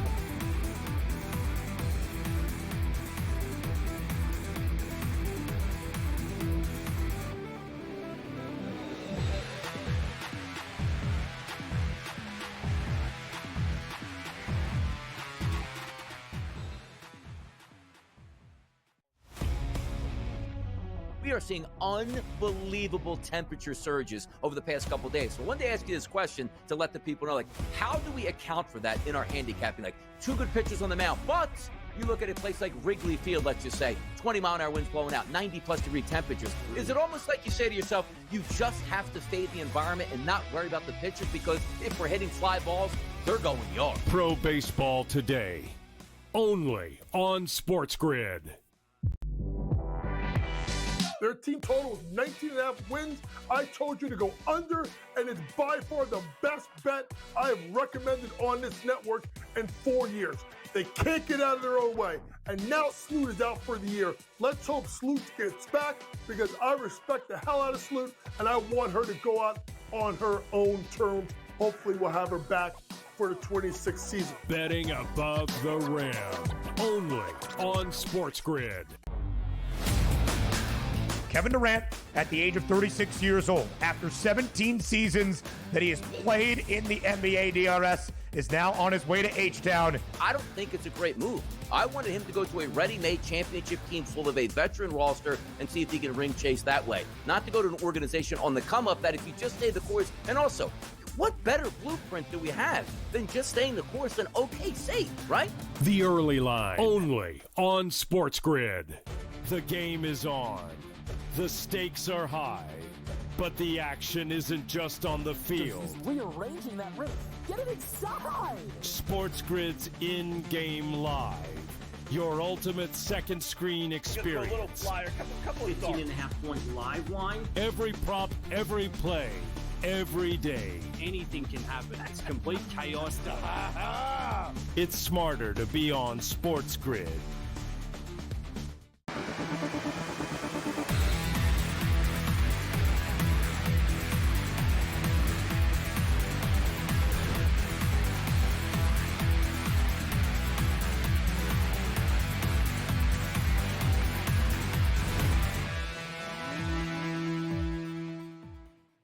All right, welcome back. It is in-game live game day here on the grid. Scott and Joe closing up shop. We'll hand it off to Cam and Gabe. They'll take you over the next two right here on the grid, radio and TV-wise. So last check of the board here. I do like it. See, now it's up to -3.5, but I don't think Minnesota's going to lose to Washington whenever he's said and done in the WNBA. They're 12-1. They're a much better team. Washington's put up a good little fight here, Joe. But I will take, with 2 minutes left, they still have lines up. Minnesota's up 2. They're laying 2.5. I think they end up pulling away. They'll probably win by 5 or 6. Give me Minnesota. I like them. You know, I like the over in the Indiana game against Seattle. A little edge to Seattle, too, laying only 3.5. Chicago, boy, look at Chicago. They're up 9 against the Sparks. I mean, Chicago stinks, folks. They got 3 wins. LA's not that much better, but if you had to have a play in that one, I wouldn't mind a little flyer. Maybe you get the little cover there, down 9, give me 8.5 on the LA Sparks with 3 minutes left. Those I like where you're going there. And I'll look at the Fever and the Storm game, and I will play on Caitlin Clark here. I'm going to take her for the 3+ points in each quarter. It's a nice price at +280. And like we talked about, she hits those threes. She loves to throw them out from deep. So I'm counting on her to go over the 2.5 threes already. That's a -174. But if we count on her for 3+ points in each quarter, we can just get those 2-pointers rolling in as long as she gets a couple in each quarter. +280, I think it's worth a shot, Scott. All right. Baseball, boy, we got a rare pitchers duel going on in Houston. Great series, right? Philadelphia. Rangers Suarez on the hill for the Phillies. He is throwing 2-hit baseball. Bottom 7, no score. Astros and Phillies. And Valdez is still in the game. He's gone 7 innings. He's thrown 92 pitches. He's allowed only 4 hits. He struck out 3. Suarez has struck out 7. So that's a pretty good one.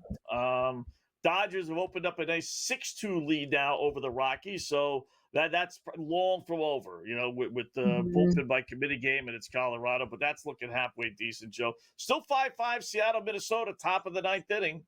And the Yanks and Reds did go, see, this is what I'm talking about.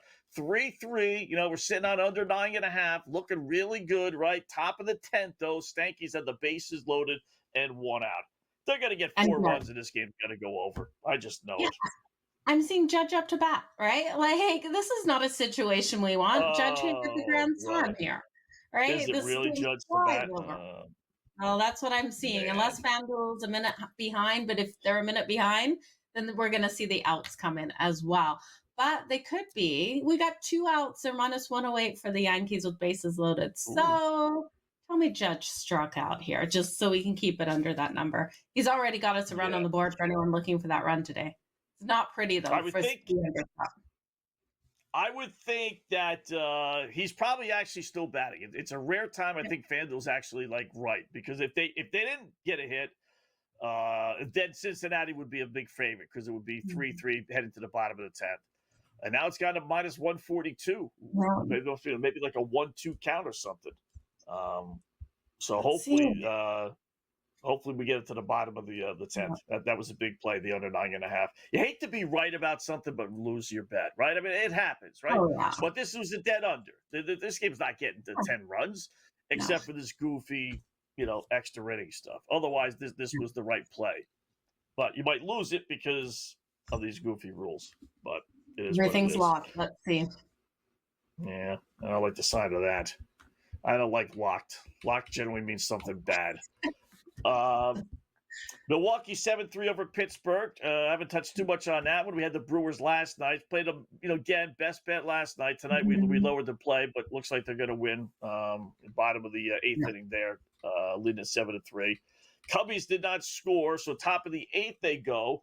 Do have a runner on. They didn't score in the seventh the last time we brought it up. Now they're plus 255. I still think they're worth a shot, and then the over-under is 16.5, knowing that if they score, you're going to get at least 17 runs. So that's interesting. Yeah. I'd still take a flyer on the Cubs with that one. Yeah, I would too. It's a nice price for them. I wouldn't do anything with the Tampa Bay Rays and the Kansas City Royals. I think the Rays end up winning that one. We're the bottom of the ninth too. We're too late in that game, but the Phillies and the Astros, I know we got the pitching duel there. Would you chance the under 1.5 at plus 108, Scott? I can't, but I also don't want to bet it over. Boy, 1.5, right? Is it really going to end 1-0? I would go over. I would. Yeah. It's only minus 138 too. I'll take my chances that it won't end 1-0. Even if it goes to extra innings, obviously you got a fair shot at it. So now it's up to 2.5. 2.5 I wouldn't do. They lower it to 1.5, I definitely would. Joe, we are off tomorrow because of the NBA draft coverage. Both Joe and I will be back on Thursday. We got Cam and Gabe coming up next. Enjoy your day, folks. We'll talk to you on Thursday.